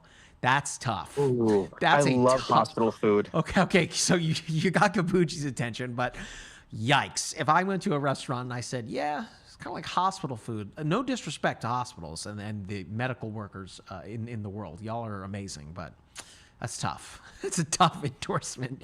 To call an endorsement is pretty tough. Where am I staying? I just booked my hotel room, but now I can't remember where I booked it. I feel like you have to go get a runza, Capucci, and give people. Honestly, that sounds pretty good right about now. I would not mind one. Again, it seems like it's like I told you, it's just meat and cheese wrapped up in dough. I mean, how could it be bad, I love dough. Anything doughy is delicious. Oh, well then this seems like it's right up your alley. And I know you love to, rep the local stuff. So that's as local as it gets, I think, out there. My arteries are going to be clogged by the time I'm 30, but that's Someone okay. said runzas are easy to make at home. This way you can control the ingredients. I mean, Janaea, you can say that about anything. Someone said it's so bland. Oh my God, runza is delicious. It is divided in the chat right now over these. Capucci is from Massachusetts, so his like local stuff would be seafood, and then I'm from New York, so you know, pizza, I guess, pizza, bagels, that kind of thing. Seafood scares me. There's something fishy about it. All right. Meanwhile, the 0Z her came out, and I'm looking at tomorrow before I book my hotel. And tomorrow, much like today, has one little zone of a couple supercells before the crashing cold front comes in. But those supercells are in a primed environment tomorrow in northern Kansas. If they get going early enough tomorrow, I think it could be fairly significant. But again, there's so many ifs in that. Omaha, you are feeling it right now. It is on the doorstep. On the doorstep. Those winds have got to be whipping where you are at. Of course, Omaha, isn't that, am I making this up? That's the home of the Cornhuskers, right? I pride myself on knowing sports. That's the home of no, that's Lincoln, isn't it? Oh no. What am I thinking about? No. It's where Creighton is, right? I think it's Creighton. Omaha. Someone said something ridiculous. Someone said, what are the odds of a tornado touching down in Omaha? That's a great question. I mean, you're under a tornado warning. But as we've continued to tell you guys, we are really, really struggling to see where that rotation is right now. I give it maybe 5%. Yeah. Now, again, to quote Lloyd Christmas, so you're telling me there's a chance. But odds are very low, right? UNL's in Lincoln. Yeah, that's what I'm saying. I can't believe. Wait, it's Lincoln. Yeah, I messed that up. Shout out to the Cornhuskers, though. Shout out to Scott Frost. Well, you guys probably don't like Scott Frost all that much. He's back here at UCF. That was tough how that worked out over there. I fell for him. And I thought Dylan Raiola was going to like stay there, but you know, go be a backup, I guess, for a year in Oregon. I thought that was strange. Anyway, sports different. All right. Capucci, someone on YouTube. I'll throw out a different topic about food. Pizza rolls are just pizza flavored Tide Pods. Ooh, that sounds good. Oh my gosh. Y'all crack me up. Oh my gosh. Okay, so that tornado warning extends now out to Neola, Minden, Underwood, McClelland, and Crescent. So that is for the next 33 minutes. Just again, radar indicated that's until 9 p.m. Central Time. You still have that area, that kink in the line near Bennett, Palmyra, Avoca, and Union. Is that it? You got the one near Marysville. Again, radar indicated too. That's kind of it, right? Yeah, this is kind of it right now.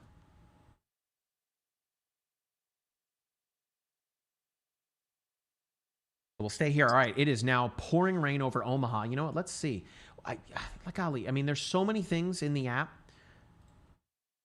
and I don't want to have them all on. It just wouldn't be a great experience. But let me turn on the power outages, see if we're dealing with any just yet. So none in Omaha proper, but you can see that kind of everywhere where this line has kind of pushed through, that there are some spotty power outages, which is good. That means that the infrastructure is largely holding up. Just west of Lincoln here, though, Seward County, 98 customers without power. So